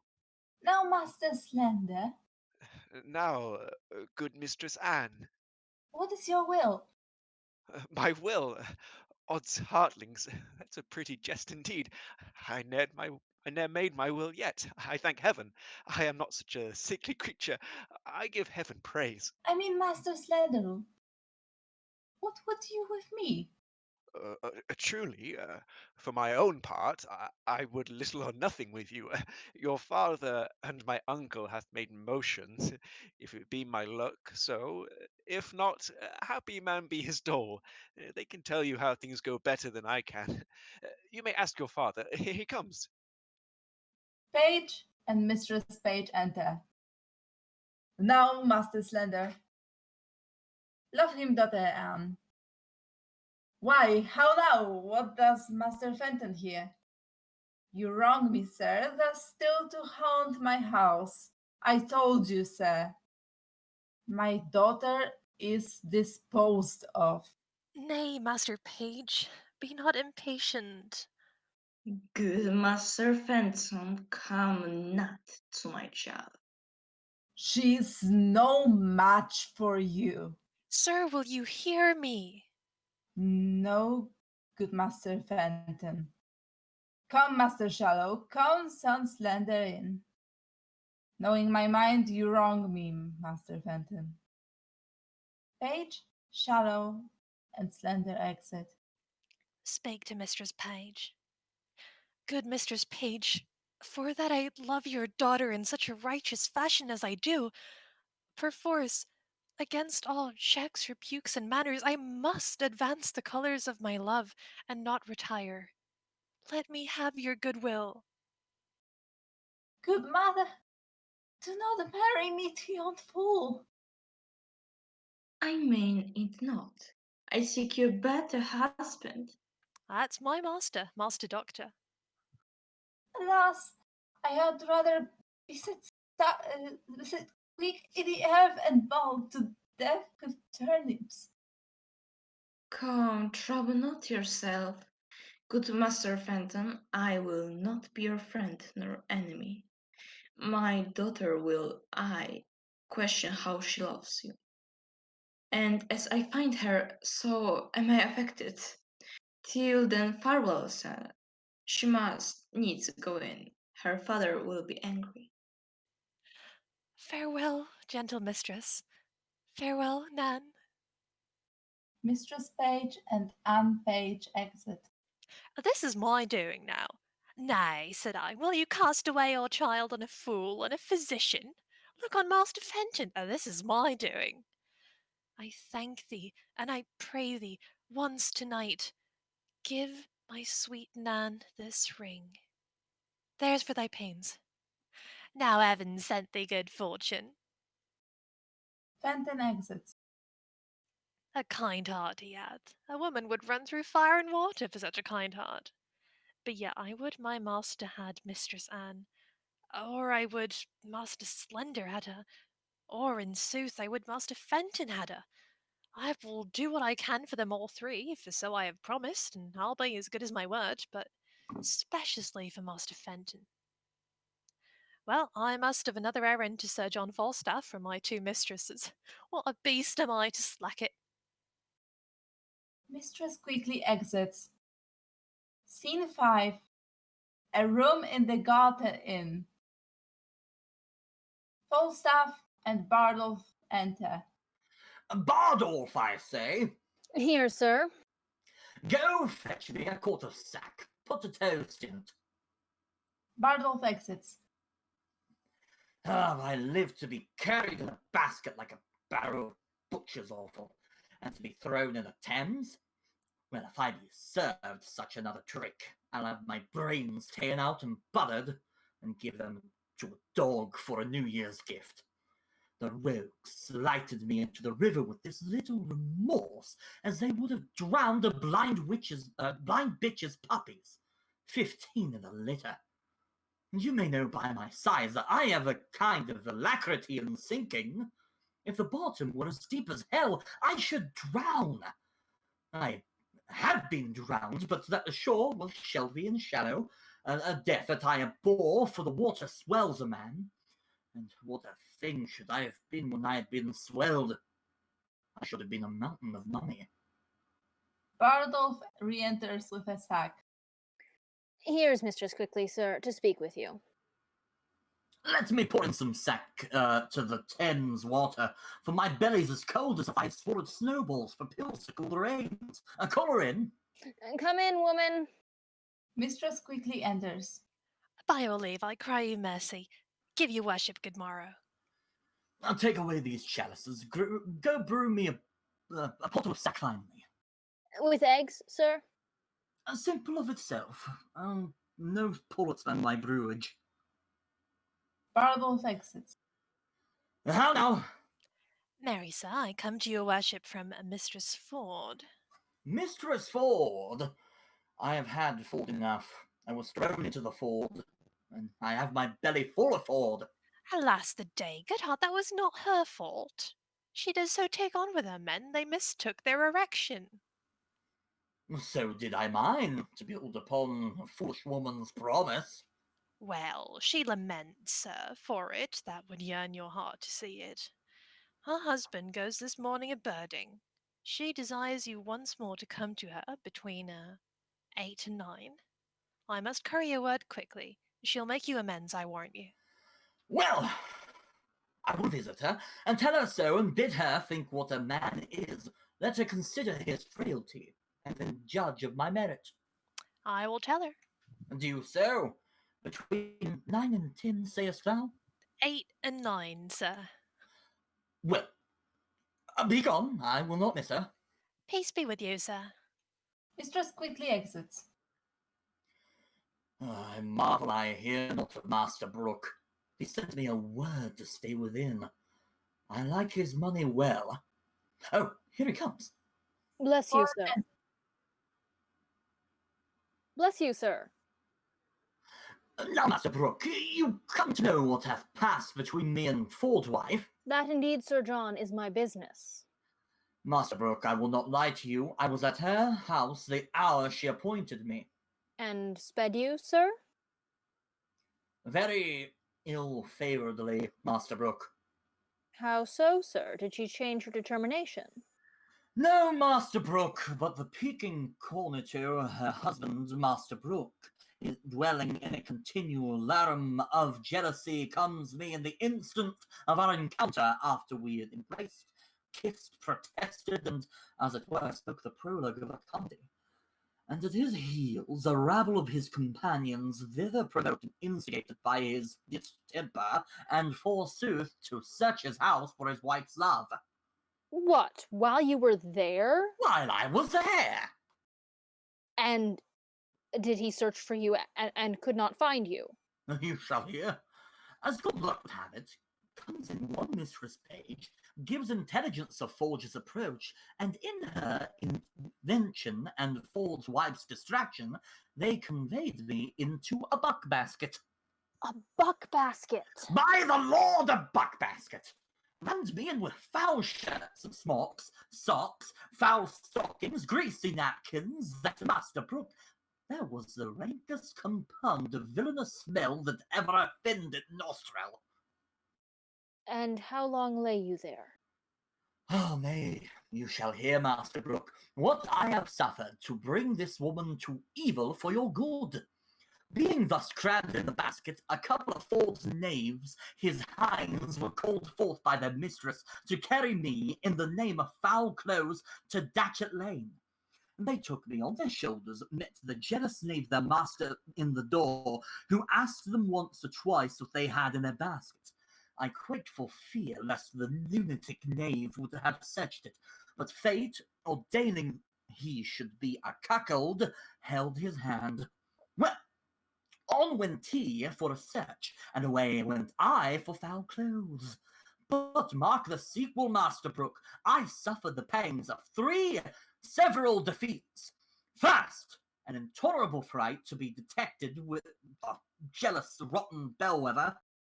Next, to be compassed like a good bilbo in the circumference of a peck, hilt to point, heel to head, and then to be stopped in like a strong distillation with stinking clothes that fretted in their own grease. Think of that. A man of my kidney, think of that am a subject to heat as butter, a man of continual dissolution and thaw. It was a miracle to escape suffocation. And in the height of this Bath, when I was no more than half stewed in grease, like a Dutch dish to be thrown into the Thames and cooled, glowing hot in that surge like a horseshoe. Think of that! Hissing hot! Think of that, Master Brooke! In good sadness, I am sorry that for my sake you have suffered all this. My suit is then desperate. You'll undertake her no more? Master Brooke, I will be thrown into Etna, as I have been thrown into Thames, ere I will leave her thus. Her husband this morning gone a-birding. I have received from her another embassy of meeting 'twixt 8 and 9 is the hour, Master Brooke. 'Tis past 8 already, sir. Is it? I will then address me to my appointment. Come to me at your convenient leisure, and you shall know how I speed. And the conclusion shall be crowned with your enjoying her. Adieu.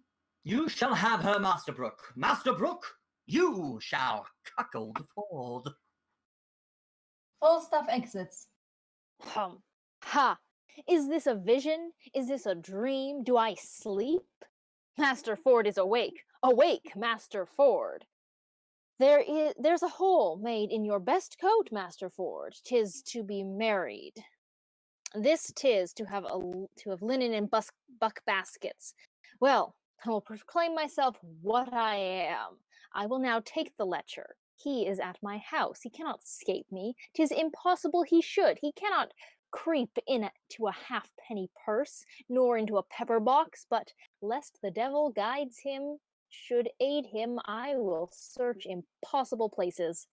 Though what I am cannot avoid, yet to be what I would shall not make me tame. If I have horns to make one mad, let the proverb go with me. I'll be horn mad.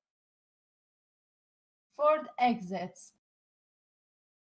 Act 4, Scene 1, a street. Mistress Page, Mistress Quickly, and William Page enter. Is he at Master Ford's already, Finstow? Sure he is by this, or will be presently, but truly he is very courageous mad about his throwing it in the water. Mistress Ford desires you to come suddenly. I'll be with her by and by. I'll but bring my young man here to school. Look, where his master goes. 'Tis a playing day, I see. Sir Hugh Evans enters. How now, Sir Hugh? No school today? No, Master Sundays let the boys leave to play. Blessing of his heart. Sir Hugh, my husband says my son profits nothing in the words at his book. I pray you ask him some questions in his accident. Come hither, William. Hold up your head. Come. Come on, Sarah. Hold up your head, answer your master. Be not afraid. William, how many numbers is in nouns? 2. Truly, I thought there had been one number more, 'cause they say odds nouns. Peace your tatlings. What is fair, William? Poker. Polecats! There are fairer things than polecats, sure. You are a very simplicity woman. I pray you peace. What is lapis, William? A stone. And what is a stone, William? A pebble. No, it is lapis. I pray you remember in your praying. Lapis. That is a good William. What is he, William, that does lend articles?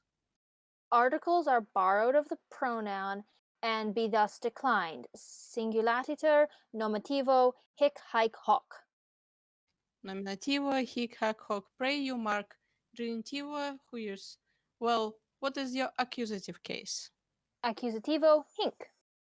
I pray you, have your remembrance, child. Accusative, hang, hen, hog. Hanghog is Latin for bacon, I warrant you.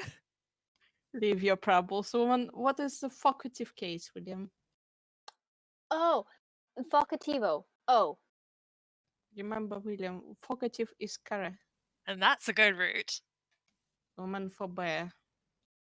Peace. What is your genitive case, plural, William? Genitive case. A. Genitive horum harum horum.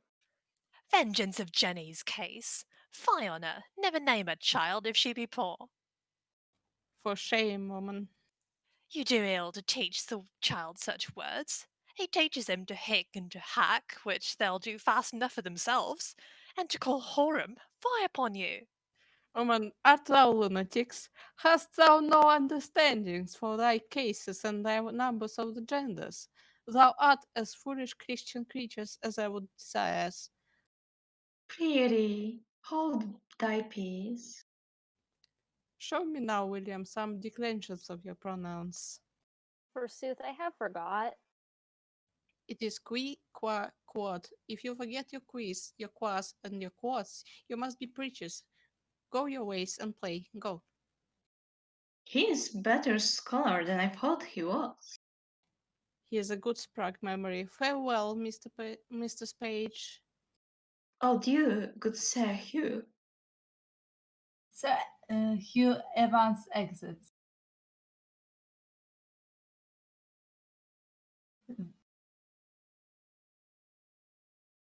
They all exit.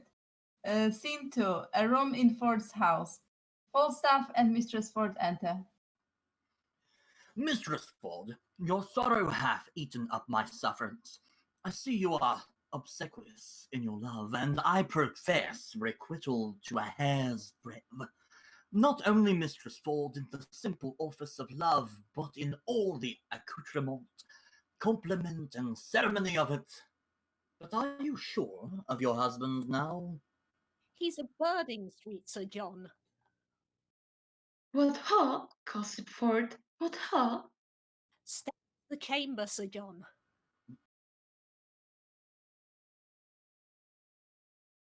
Falstaff exits. Mistress Page enters. How now, sweetheart? Who's at home besides yourself? Why, none but mine own people. Indeed. No, certainly. Speak louder. Truly, I am so glad you have nobody here. Why? Why, woman? Your husband is in his old rooms again. He so takes on yonder with my husband, so rails against all married mankind, so curses all his daughters, of what complexion soever, and so buffets himself on the forehead, crying, peer out, that any madness I ever yet beheld seemed but tameness, civility, and patience to his distemper he is now. I am glad that fat knight is not here. Why? Does he talk of him? Of none but him, and swears he was carried out the last time he searched for him in a basket. Protests to my husband he is now here, and had drowned him and the rest of their company from their sport, to make another experiment of his suspicion. But I am glad the knight is not here. Now he shall see his own foolery. How near is he, Mistress Page? Hard by, at street end, he will be here anon. I am undone. The knight is here. Why then you are utterly shamed, and he is but a dead man? What a woman are you? Away with him, but ashamed and mother. Which way should we go? How should I bestow him? Shall I put him in the basket again? Falstaff re-enters. No, I'll come no more in the basket. May I not go out ere he come? Alas, three of Master Frost's brothers watch door with pistols, that none shall issue out. Otherwise you might slip away ere he came. But what make you here? What shall I do? I'll creep up into the chimney. There they always used to discharge their birding pieces. Creep into the kiln hole. Where is it? He will seek there on my word. Neither press, coffer, chest, trunk, well, vault, but he hath an abstract for the remembrance of such places, and goes to them by his note. There is no hiding you in this house. I'll go out then. If you go out in your own semblance, you die, Sir John, unless you go out disguised. We disguise him. Alas, the day I know not, there is no woman's gown big enough for him, otherwise he might put on a hat, a muffler, and a kerchief, and so escape. Good hearts devise something, any extremity rather than a mischief. My maid's aunt, the fat woman of Brentford, has a gown above. On my word, it will serve him. She's as big as he is. And there's her thrown hat and her muffler too. Run up, Sir John. Go, go, sweet Sir John. Mistress Page and I will look for some linen for your head. Quick, quick. We'll come dress you straight. Put on the gown the while.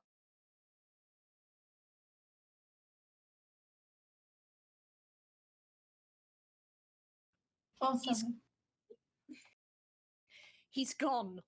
I would my husband would meet him in this shape. He cannot abide the old woman of Brentford. She swears she's a witch. Forbade her my house and have threatened to beat her. Heaven guide him to thy husband's cuddle, and the devil guide his cuddle afterwards. Is my husband coming? Ah, in good sadness is he, and talks of the basket too. Howsoever, he hath had intelligence. Well, we'll try for that, for I'll appoint my men to carry the basket again to meet him at the door with it as they did last time. Nay, but he'll be here presently. Let's go dress him like the witch of Brentford. First, I'll direct my men what they shall do with the basket. Go up, I'll bring the linen for him straight. Mistress Ford exits. Hang him, dishonest varlet. We cannot misuse him enough. We'll leave a proof by that which will we do. Wives may be merry, and yet honest too. We do not act that often, yet and laugh. 'Tis old but true. Still swine eat all the trough. Mistress Page exits. Mistress Ford re-enters with 2 servants. Go, sirs, take the basket again on your shoulders. Your master is hard at door. If he bid you set it down, obey him. Quickly, dispatch. Mistress Ford exits. Come, come, take it up! Pray heaven it be not full of night again. I hope not. I had a sleep there so much late. Fourth page, Shallow, Dr. Chaos, and Sergio Evans enter. Ay, but if it prove true, Master Page, have you any way then to unfool me again? Set down the basket, villain. Somebody call my wife. Youth in a basket, oh, you panderly rascals. There's a knot, a gang, a pack, a conspiracy against me. Now shall the devil be shamed. What, wife, I say, come forth. Behold what honest clothes you send forth to bleaching. Why this pass, Master Ford? You are not to go loose any longer. You must be pinioned. Why, this is lunatics. This is mad as a mad dog. Indeed, Master Ford, this is not well indeed. So say I too, sir. Mistress Ford re-enters. Come hither, Mistress Ford. Mistress Ford, the honest woman, the modest wife, the virtuous creature that hath the jealousy's fool to her husband. The jealous fool to her husband. I suspect without cause, mistress, do I? Heaven be my witness you do, if you suspect me in any dishonesty. Well said, brazen face. Hold it out. Come forth, sirrah. Ford pulls the clothes out of the basket. This passes. Are you not ashamed? Let the clothes alone. I shall find you anon.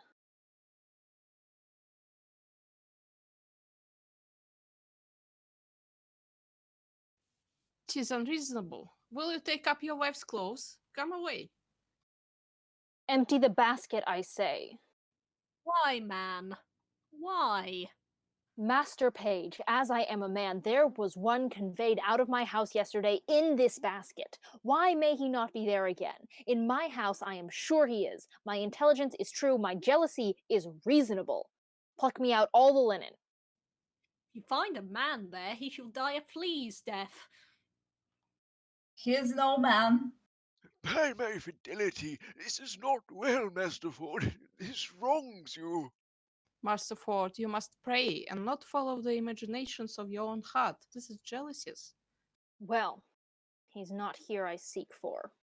No, nor nowhere else but in your brain. Help me to search my house this one time. If I find not what I seek, show no color for my extremity.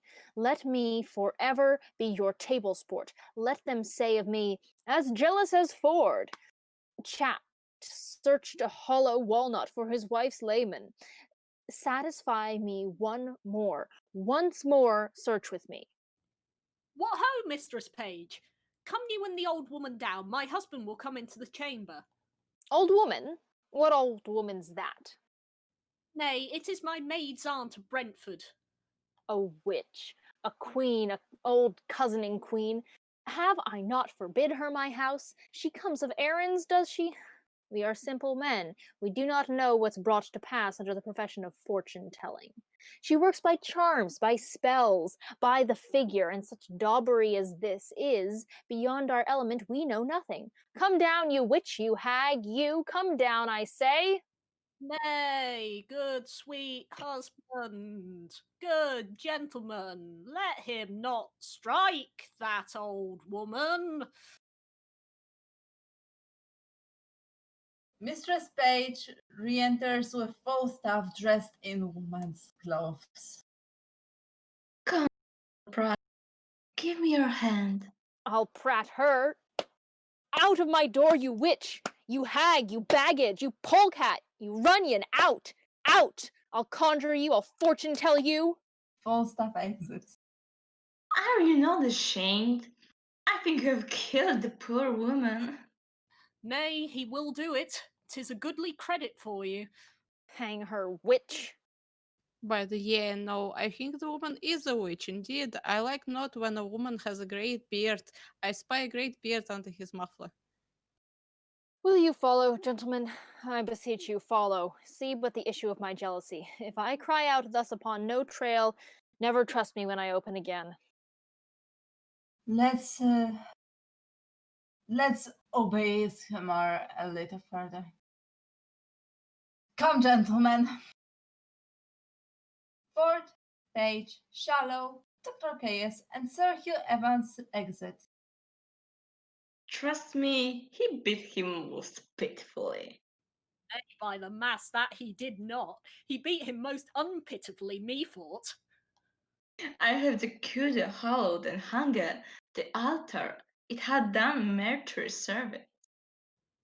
Think you? May we, with the warrant of womanhood and the witness of good conscience, pursue him with any further revenge? The spirit of wantonness is sure scared out of him. If the devil have him not in fee simple with fine and recovery, he will never, I think, in the way of waste, attempt us again. Shall we tell our husbands how we have served him? Yes, by all means. If it be bad to scrape the figures out of your husband's brain, if they can find in their hearts the poor unvirtuous fat knight shall be any further afflicted, we two will still be the ministers. I warrant they'll have him publicly shamed, and methinks there would be no period to the jest should he not be publicly shamed. Come to the fort with it then, shape it. It would not have things cool. Mistress Page and Mistress Ford exit. Scene 3. A room in the Garter Inn. Host and Bardolph enter. Sir, the Germans desire to have 3 of your horses. The Duke himself will be tomorrow at court, and they are going to meet him. What duke that becomes to secretly? I hear not of him in the court. Let me speak with the gentlemen. They speak English? Aye, sir, I'll call them to you. They shall have my horses, but I'll make them pay. I'll sauce him. I'll sauce them. Uh, they have had my house a week at command. I have turned away my other guests. They must come off. I'll sauce them. Come. They exit. Scene 4. A room in Ford's house. Page, Ford, Mistress Page, Mistress Ford, and Sir Hugh Evans enter. It is one of the best discretions of a woman as I ever did look upon. And did he send you both these letters at an instant? Within a quarter of an hour. Pardon me, wife. Henceforth do what thou wilt. I rather will suspect the sun with cold than thee with wantonness. Now doth thy honour stand in him that was of late an heretic, as firm as faith. This will no more be not as extreme in submission as in offence. But let our plot go forward. Let our wives, yet once again, to make us public sport, appoint a meeting with this old fat fellow, where we may take him and disgrace him for it. There is no better way than that they spoke of. How? To send him word they'll meet him in the park at midnight? Fie, he'll never come. You say he has been thrown in the rivers and has been grievously beaten as an old woman. Methinks there should be terrors in him that he should not come. Methinks his flesh is punished. He shall have no desires. So I think too. Devise him but how you'll use him when he comes, and let the two of us devise to bring him thither.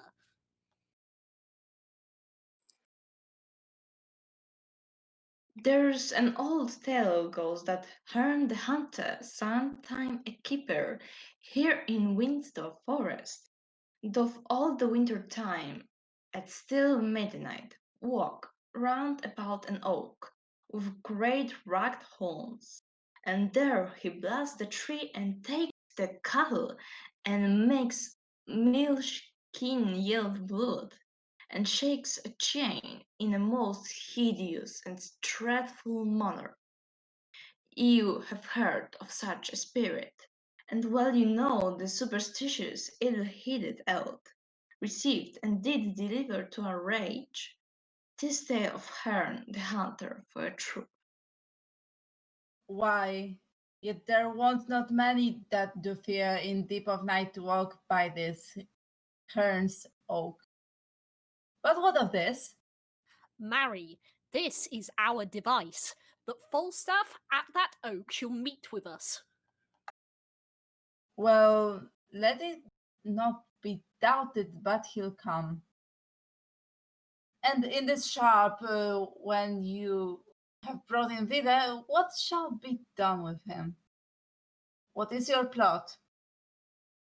That likewise have we thought upon, and thus Nan Page, my daughter, and my little son, and 3 or 4 more of their growth will dress like urchins, oafs, and fairies, green and white, with rounds of waxen tapers on their heads, and ruddles in their hands. Upon a sudden, as Falstaff, she and I are newly met, let them from forth as soapit rush at once with some diffuse song.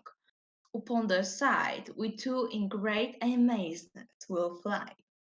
Then let them all encircle him about and fair-like to pinch the unclean knight, and ask him why that hour of fairy revel in their so sacred paths he dares to tread in shape profound. Until he tell the truth, let the supposed fairies pinch him sound and burn him with their tapers. The truth being known, we'll all present ourselves, disown the spirit, and mock him home to Windsor. The children must be practiced well in this, or they'll never do it. I will teach the children their behaviors, and I will be a jackanapes also to burn the night with my tabor. That'll be excellent. I'll go and buy them wizards. My nun shall be the queen of all the fairies, finely attired in a robe of white. That silk will I go buy. And in that time shall Master Slender steal my nun away and marry her at Eton.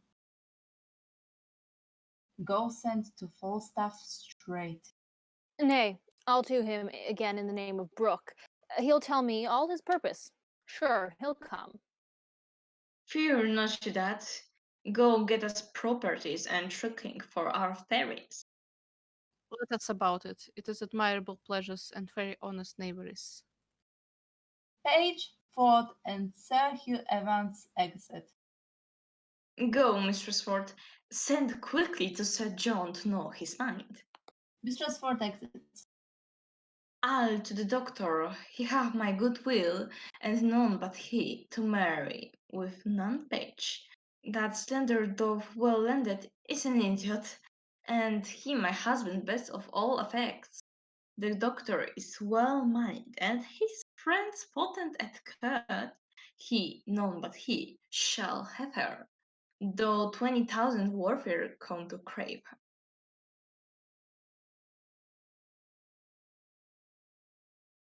She exits.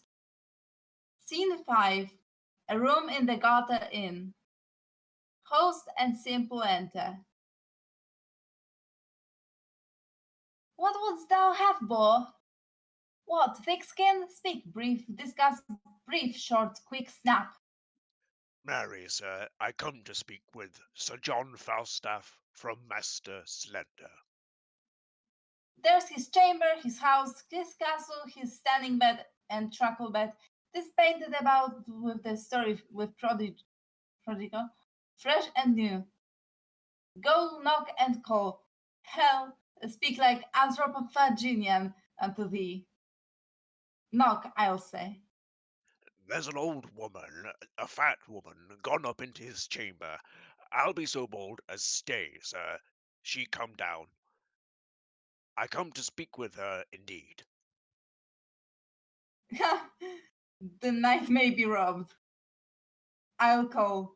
Bully knight, bully Sir John. Speak from thy lungs military. Art thou there? Is it thine host, thine Ephesian coast? How now, mine host?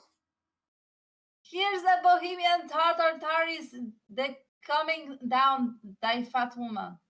Let her descend, bully, let her descend. My chambers are honorable. Fie, privacy, fie.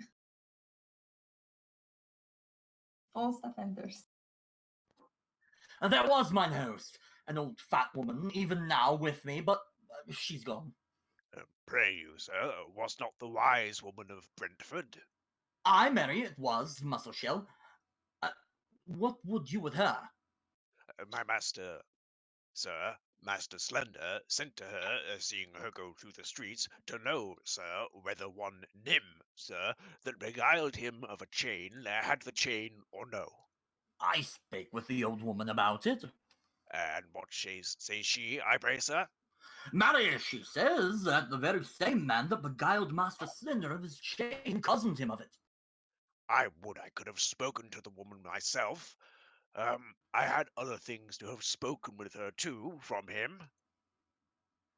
What are they? Let us know. I come quick. And I may not conceal them, sir. Conceal them, or thou diest. Why, sir, they were nothing but about Mistress Anne Page, to know if it were my master's fortune to have her or no. Oh, tis his fortune. What, sir? To have her or no? A ghost, they all told me so. May I be bold to say, sir? Aye, sir, like who more bold? I thank your worship. I shall make my master glad with these tidings. Simple exit. Thou art clerkly, Sir John. Was there a wise woman with thee?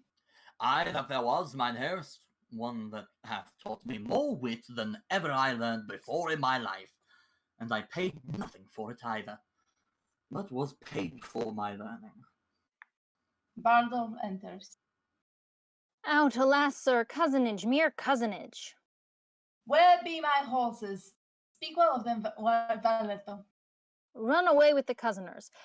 For so soon as I came beyond Eton, they threw me off from behind one of them in a slough of mire, and set spurs and away like 3 German devils, 3 Dr. Faustuses. They are gone but to meet the Duke villain. Do not say they be fled. The Germans are honest men. Sir Hugh Evans enter. Where is mine host? What is the matter, sir? Have a care of your entertainments. There's a friend of mine come to town, told me there's 3 cozened Germans that has cozened all the host of Radiance, of Maidenhead, of Colebrook, of horses and money. I tell you, for goodwill, look you are wise and full of jibes and flouting stocks, and 'tis not convenient you should be cozened. Fare you well. Exit. Dr. Caius enters. Here is mine host the Jartir. Here, Master Doctor, in perplexity and doubtful dilemma. I cannot tell what is that, but it is tell me that you make grand preparation for a Duke de Germany. By my troth, there is no Duke that the court is known to come. I tell you for goodwill. Adieu. Dr. Caius exits. Kill and cry, villain, go. Assist me, knight. I am undone. Fly round, hue and cry, villain. I am undone. Host and Bardolph exit. I would all the world might be cozened, for I have been cozened and beaten too. If it shall come to the ear of the court how I have been transformed, and how my transformation hath been washed and cudgeled, and they would melt me out my fat drop by drop, and lick a fisherman's boots with me. I warrant they would whip me with their fine wits till I were as crestfallen as a dried pear. I never prospered since I forswore myself at Primario. Well, if my wind were but long enough to say my prayers, I would repent. Mistress quickly enters. Now whence come you? From the 2 parties, forsooth. The devil take one party and his damn the other. And so they shall be both bestowed. I have suffered more for their sakes, more than the villainous inconsistency of man's disposition is able to bear. And have they not suffered? Yes, I warrant, speciously one of them. Mistress Ford, good heart, is beaten black and blue, that you cannot see a white spot about her. Well, tell us thou of me of black and blue. I was beaten myself into all the colours of the rainbow, and I was like to be apprehended for the witch of Brentford. But that my admirable dexterity of wit, my counterfeiting the action of an old woman, delivered me the knave constable, had set me in the stocks, in the common stocks, for a witch. So let me speak with you in your chamber. You shall hear how things go, and, I warrant, to your content. Here is a letter will say somewhat. Good hearts, what ado here is to bring you together. Sure one of you does not serve heaven well, that you are so crossed. Come up into my chamber. They exit. Scene 6. Another room in the Garter Inn. Fenton and host enter. Master Fenton, talk not to me, my mind is heavy. I will give over all. Yet hear me speak, assist me in my purpose, and as I am a gentleman, I'll give thee 100 pound in gold more than your loss. I will hear you, Master Fenton, and I will at the least keep your counsel. From time to time I have acquainted you with the dear love I bear to fair and page, who mutually hath answered my affection, so far forth as herself might be her chooser even to my wish. I have a letter from her of such contents as you will wonder at, the mirth whereof so larded with my matter, that neither singly can be manifested without the show of both. Fat Falstaff has a great scene. The image of the jest I'll show you here at large. Hark, good mine host, to-night at Herne's Oak, just twixt 12 and 1, must my sweet Nan present the fairy queen.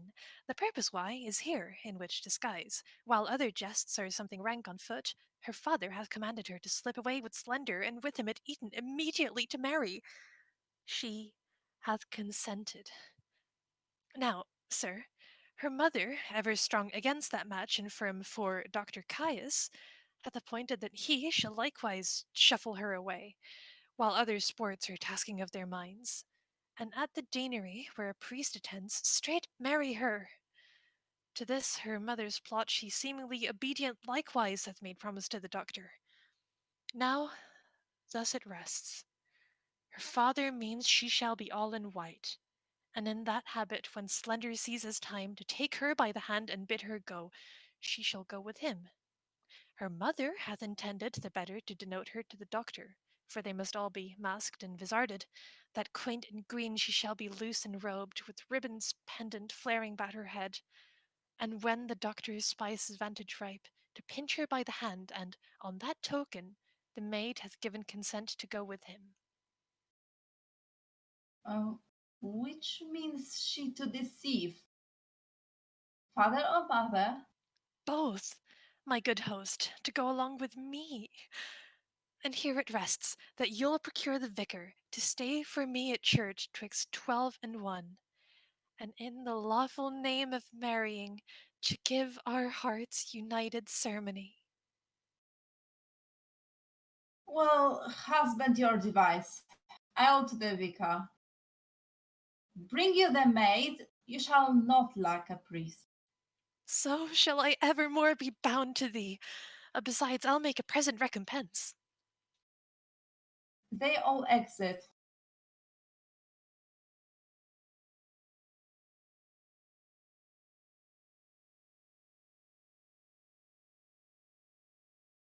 Act 5, Scene 1. A room in the Garter Inn. Falstaff and mistress quickly enter. Prithee, no more prattling. Go, I'll hold. This is the third time. I hope good luck lies in odd numbers. Away I go. They say there is divinity in odd numbers, either in nativity, chance, or death. Away! I'll provide you a chain, and I'll do what I can to get you a pair of horns. Away, I say. Time wears. Hold up your head and mince.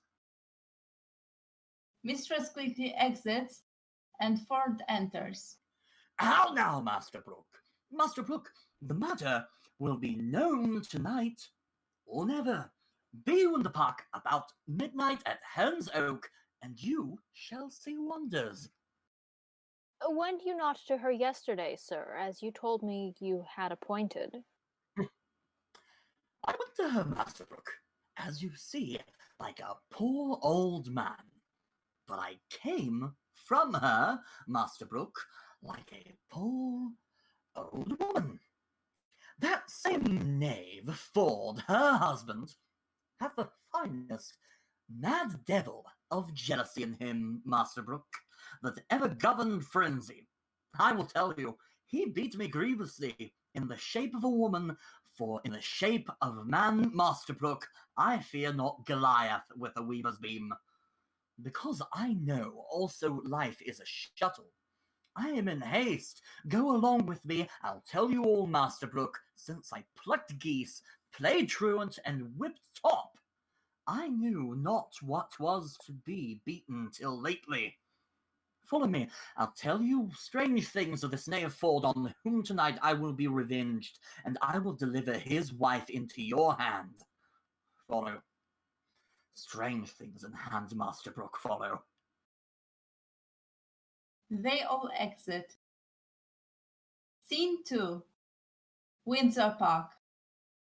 Page, Shallow, and Slender enter.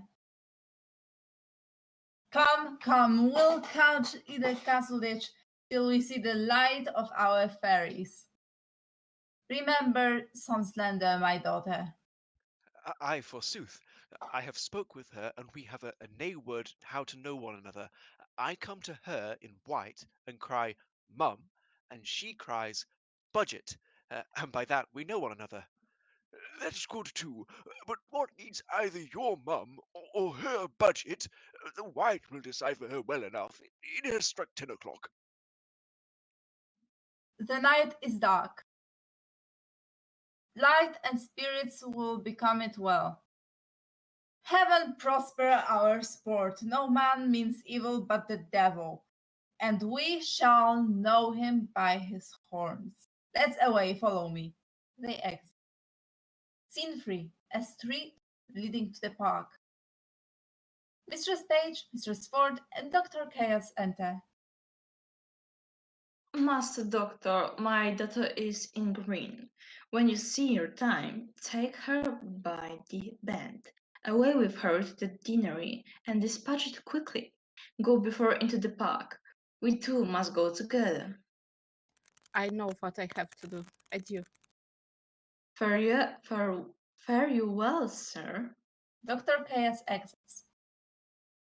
My husband will not rejoice so much at the abuse of Falstaff as he will shave at the doctor's marrying my daughter.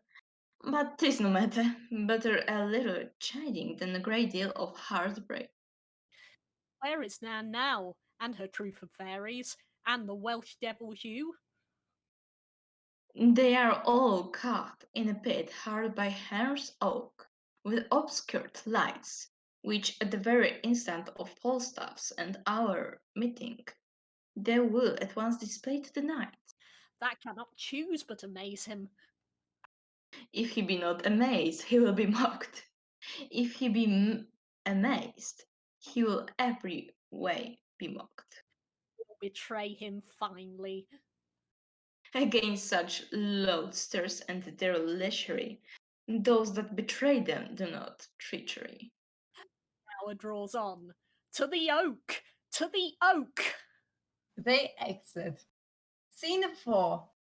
Windsor Park.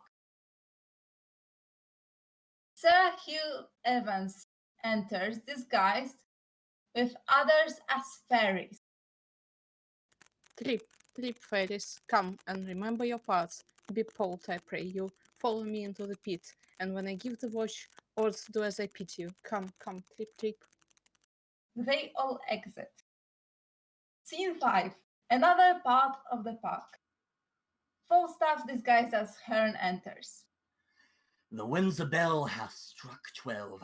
The minute draws on. Now the hot-blooded gods assist me. Remember, Jove, thou wast a bull for thy Europa. Love set on thy horns. Oh, powerful love that in some respects makes a beast a man, but in some other a man a beast. You are also, Jupiter, a swan for the love of Leda. Oh, omnipotent love, how near the god drew to the complexion of a goose. A fault done first in the form of a beast. Oh, Jove, a beastly fault, and then another fault in the semblance of a fowl. Think on Jove, a foul fault. When gods have not backs, what shall poor men do? For me, I am here, Windsor stag, and the fattest, I think, in the forest. Send me a cool rut time, Jove, or who can blame me to piss my tallow? Who comes here, my doe? Mistress Ford and Mistress Page enter. Sir John! Art thou there, my dear, my male dear? My doe with the black scut, let the sky rain potatoes, let it thunder to the tune of green sleeves, hail kissing comfits and snow eringos. Let there come a tempest of provocation, I will shelter me here. Mistress Page is come with me, sweetheart.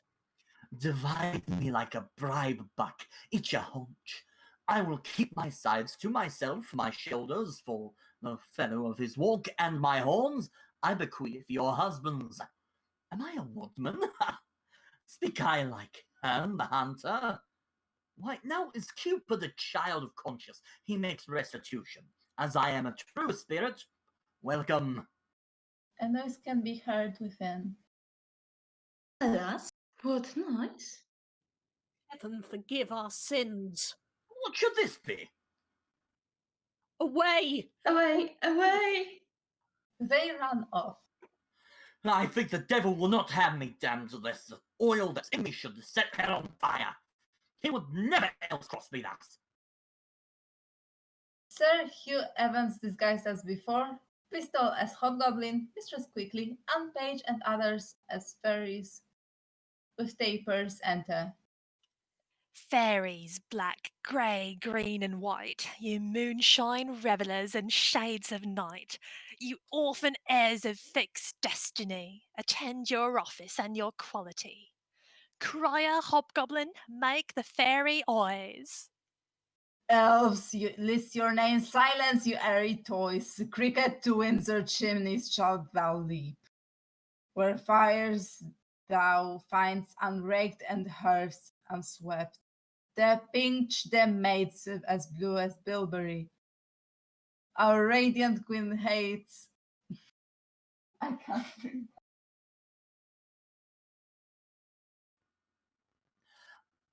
They are fairies. He that speaks to them shall die. I'll wink and couch, for no man their works must I. He lies down upon his face. Where is Bede? Go you, and where you find the maid that ere she sleep has thrice the prayers said. Raise up the organs of her fantasy, sleep she as sound as careless intimacy, but those asleep and think not on their sins, pinch their arms, legs, back, shoulders, sides, and shins. About. Search Windsor Castle, elves within and out.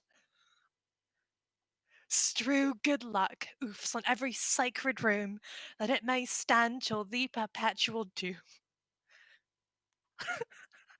In state as wholesome as in state is fit, worthy the owner and the owner it. The several chairs of order look you scour, with the juice of balm and every precious flower. Each fair instalment coat and several crest, with loyal blazon evermore be blessed. And nightly meadow fairies look you sing, like to the garter's compass in a ring. The expressure that it bears green let it be, more fertile fresh than all the field to see. And ony swecky malipons rate, and emerald tufts flowers purple, blue, and white. Let sapphire, pearl, and rich embroidery, buckled below fair knighthood's bending knee. Fairies use flowers for their charactery. Away, disperse. But till 'tis 1 o'clock, our dance of custom round about the oak of Herne the hunter, let us not forget. Pray you, walk hand in hand, yourselves in order set, and 20 glowworms shall our lanterns be, to guide our measure round about the tree. But stay, I smell a man of Middle Earth. Heavens defend me from that Welsh fairy, lest he transform me into a piece of cheese. Vile worm, thou wast overlooked even in thy birth. With trial fire touch me his finger end. If he be chaste, the flame will back descend, and turn him to no pain. But if he start, it is the flesh of a corrupted heart. A trial come. Come, will this wood take fire?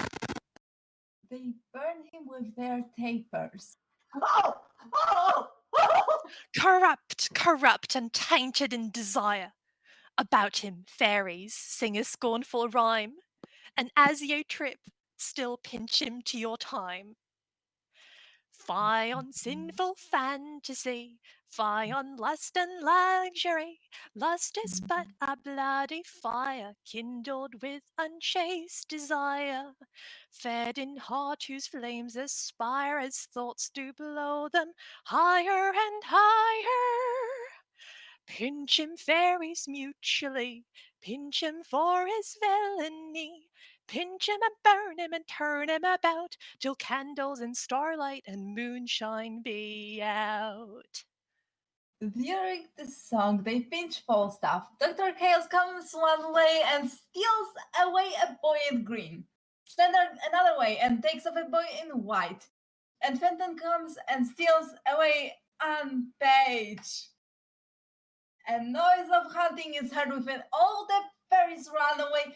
Falstaff pulls off his buck's head and rises. Page, Ford, Mistress Page, and Mistress Ford enter. Nay, do not fly. I think we have watched you now, will none but heard the hunter serve your turn. I pray you, come, hold up the jest no higher. Now, good Sir John, how like you Winston wives? See you this, husband? Do not these fair Yorks become the forest better than the town? Now, sir, who's a cuckold now? Master Brooke, Falstaff's a knave, a cuckoldly knave, and here are his horns. Master Brooke, and Master Brooke, he hath enjoyed nothing of Ford's but his buck-basket, his cudgel, and 20 pounds of money, which must be paid, too.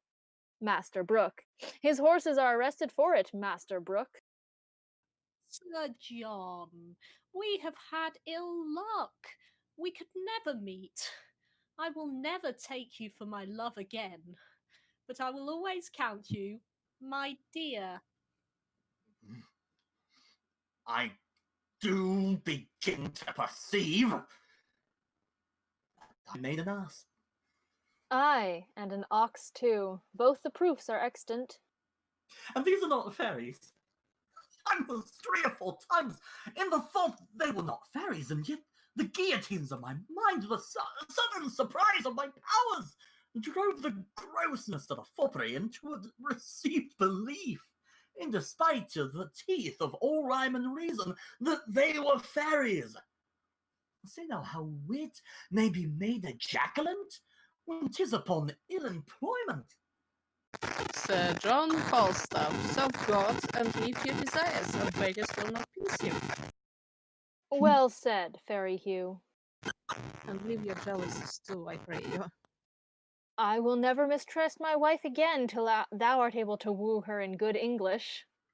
Have I laid my brain of a sun and dried it that it once mattered to prevail so gross a reaching as this? Am I ridden with a Welsh goat too? Or shall I have foxcomb of fries? 'Tis time I would choke with a piece of toasted cheese. Cheese is not good to give butter. Your belly is all butter. Seat and butter. Have I lived to stand at the taunt of one that makes fritters of English? This is enough to be the decay of lust and late walking through the realm.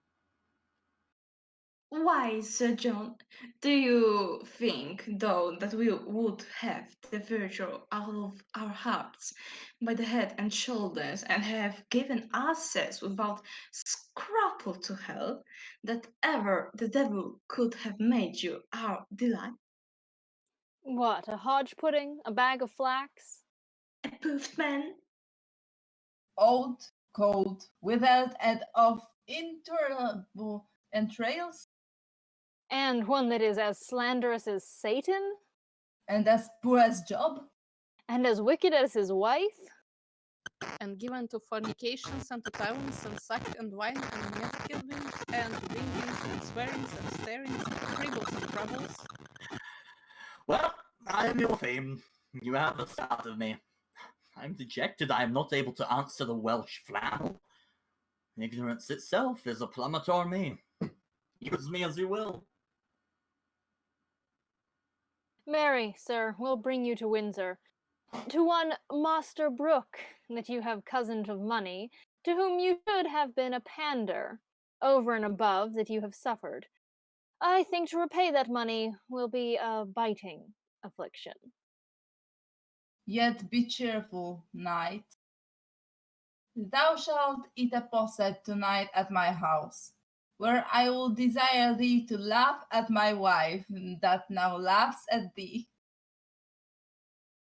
Tell her Master Slender hath married her daughter.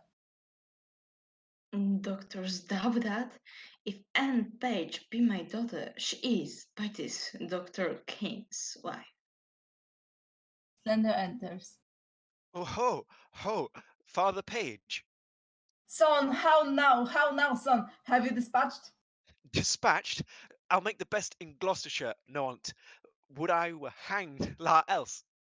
Of what, son? I came yonder at Eton to marry Mistress Anne Page, and she's a great lubberly boy. If it had not been in the church, I would have swinged him, or he should have swinged me. If I did not think it had been Anne Page, would I might never stir. And 'tis a postmaster's boy. Upon my life, then, you took the wrong. What need you tell me that? I think so, when I took a boy for a girl. If I had been married to him, for all he was in woman's apparel, I would not have had him. Why, this is your own folly. Did I not tell you how you should know my daughter by her garments? I went to her in white and cried, Mum, and she cried Budget, as Anne and I had appointed, and yet it was not Anne, but a postmaster's boy. Good George, be not angry. I knew of your purpose, turned my daughter into green, and indeed she is now with the doctor at the deanery, and they're married. Dr. Chaos enters. Where is Mistress Page? By God, I'm cozened. I have married an garçon, a boy, an peasant. By God, a boy. It is not an Page. By God, I'm cozened. Why did you take her in green? Aye, by God, and 'tis a boy. By God, I'll raise all Windsor. Dr. Chaos exits. This is strange. Who hath got the right Anne? My heart misgives me. Here comes Master Fenton. Fenton and Anne Page enter. How now, Master Fenton? Pardon, good father, good my mother, pardon. Now, mistress, how chance you went not with Master Slender? Why went you with not Master Doctor, maid? You do amaze her. Hear the truth of it. You would have married her most shamefully when there was no proportion held in love. The truth is, she and I, long since contracted, are now so sure that nothing can dissolve us. The offence is wholly that she hath committed, and this deceit loses the name of craft, of disobedience, or unduteous title, since therein she doth evitate and shun 1,000 irreligious cursed hours, which forced marriage would have brought upon her. Stand not amazed. Here is no remedy. In love, the heavens themselves do guide the state. Money buys lands, and wives are sold by fate. I am glad, though, you have taken a special stand to strike at me that your arrow hath glanced. Well, what remedy? Fenton, heaven give thee joy. What cannot be eschewed must be embraced. When night dogs run, all sorts of deer are chased. Well, I will muse no further. Master Fenton, heaven give you many, many merry days. Good husband, let us everyone go home and love the sport air by a country fire. Sir John and all. Let it be so. Sir John, to Master Brooke you shall yet hold your word, for tonight he shall lie with Mistress Ford. They all exit. Thank you so much for watching our production of the Merry Wives of Windsor. This was Croakspeare Theatre Co. I think we will now go through the cast list. If you have something to, I forgot the word. Plug. If you have something to plug, please do so as you are speaking. We are starting with Logan, who played Falstaff. Hello. I was Falstaff again, as I want to be. So I don't really have anything to plug, but I will say, if you are, if you're able, like, there are many charities to go and peruse. I can't even begin naming them all. Uh, especially like right now, like if you can give to any charities that can help to support people in need, especially people of color right now, and trans people of color right now, absolutely go, and even just getting the word out, support them, because it's a time where we need to be doing that, and that's what I'll use my allotment for. So Black Lives Matter and trans rights. Hell yeah. Yeah. Hell yeah.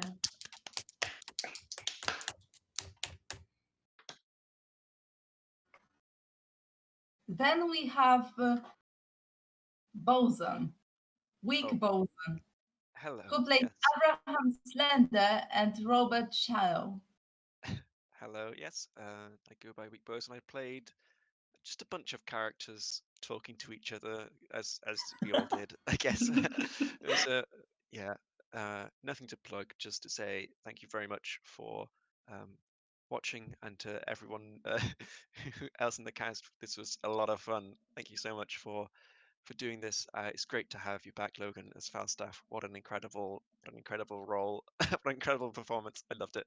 I was sad. But yeah, thanks for the vibes. Oh. Thank you.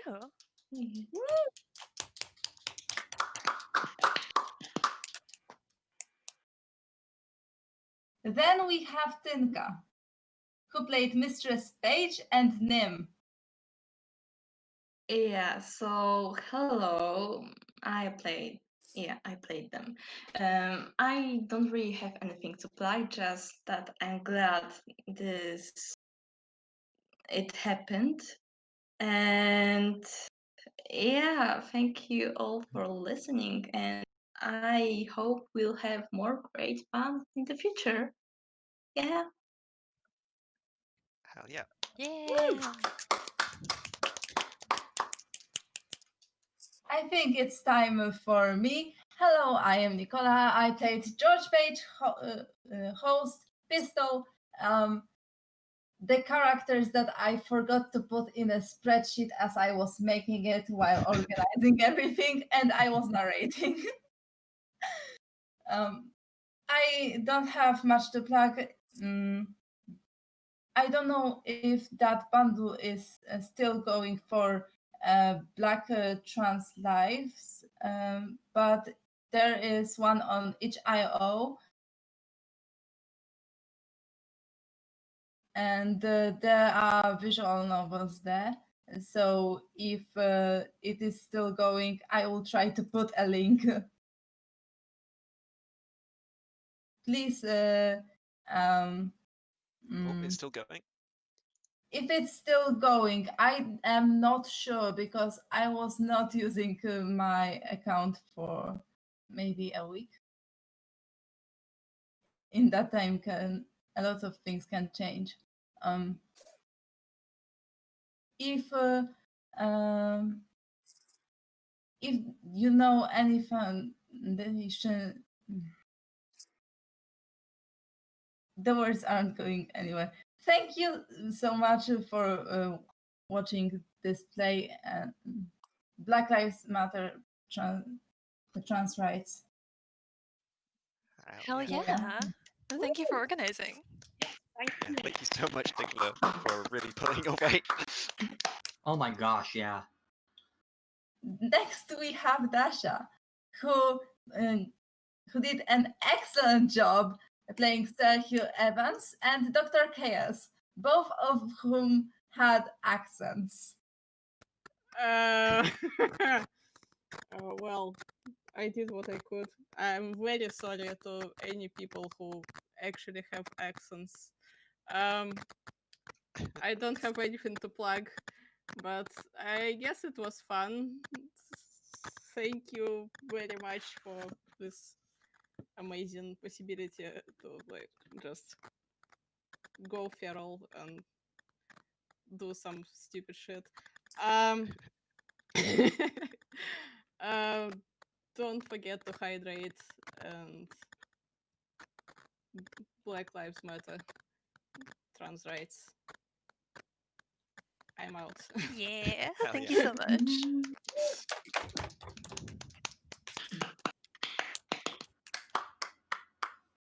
Next, we have Akane, who played Mistress Quickly and Fenton.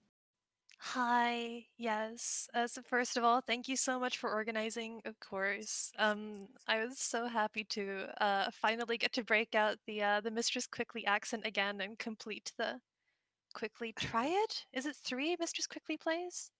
Something like that. I think so, yeah. And also, of course, sweet boy Fenton, who fell in love with a girl for her riches and then realized he loved her after all. Yeah. The unsung, actually kind of good romance story in this play. Very deep in that. Yeah, this was delightful. Wow, this play was a lot. Wow, that ending was a lot. Thank you so much, everyone, for watching and for playing along, of course. Wonderful, wonderful performances from all of you, as always. And as is tradition, I have a little Twitter bot named the Jellicle bot, which Yes! generates Yes! random Jellicle cat names from the movie and or book Cats. It churns out a new one every 3 hours. I'll drop a link in the Twitch chat as per usual. Please check out some of the new ones if you haven't lately, such as Grizelk MO, the fortune teller cat, Jamuntum, the ungoverned cat, or Old, the whirligig cat. Hell yeah. That's all for me. Thank you all so much, and follow Croakspeare. Yeah. Woo!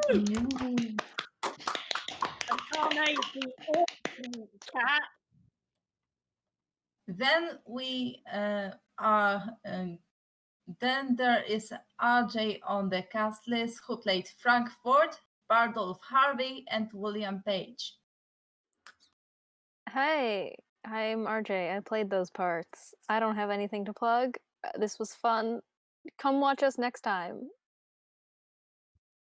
Hell yeah. Yeah. Hell yeah. Hell yeah.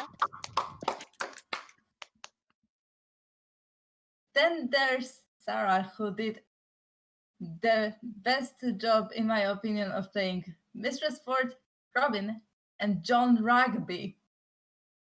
Legends. Legends. Hello. Yeah, I'm Sarah. I played those people. I had a lot of fun. It was nice to reprise Falstaff's page for like a few lines and do the horrific accent that I don't know what it is anymore, but probably hurts people's ears. I don't have anything to plug apart from obviously Akane's Jellicle bot. We're repeating it until more people subscribe to it because it's great. And also, yeah, follow us on Croakspeare. We have a good time. We hope that you have a good time. And yeah, thank you so much, everyone. As always, this play made my day 100 times better. Hell yeah.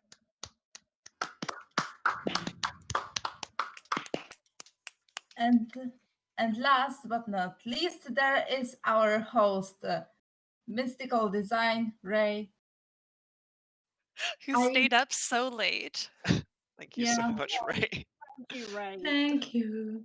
Thank you so you. much for making this happen. Without you, it would be really impossible.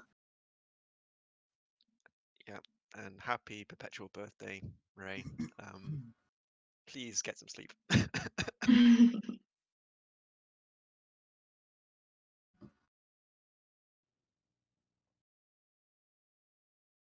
Will we rate now? Yeah, we're rating KZ Explosion. Hell yeah. Yeah. Do we have anything we wanna say or? I think that's everything from me. Lord Chief Justice. Lord Chief Chief Justice. Justice. Don't forget Lord to Chief Justice. follow Croakspeare on Twitter and Twitch. Lord Chief Justice. Lord Chief Right. Justice. Well done, Lord everyone. Chief Justice. Is that our chant? Our raid chant? Normally we go trans rights, but I mean, Yeah. Oh, trans rights. No, it's trans rights. Trans rights. Yeah. Lord Chief trans rights.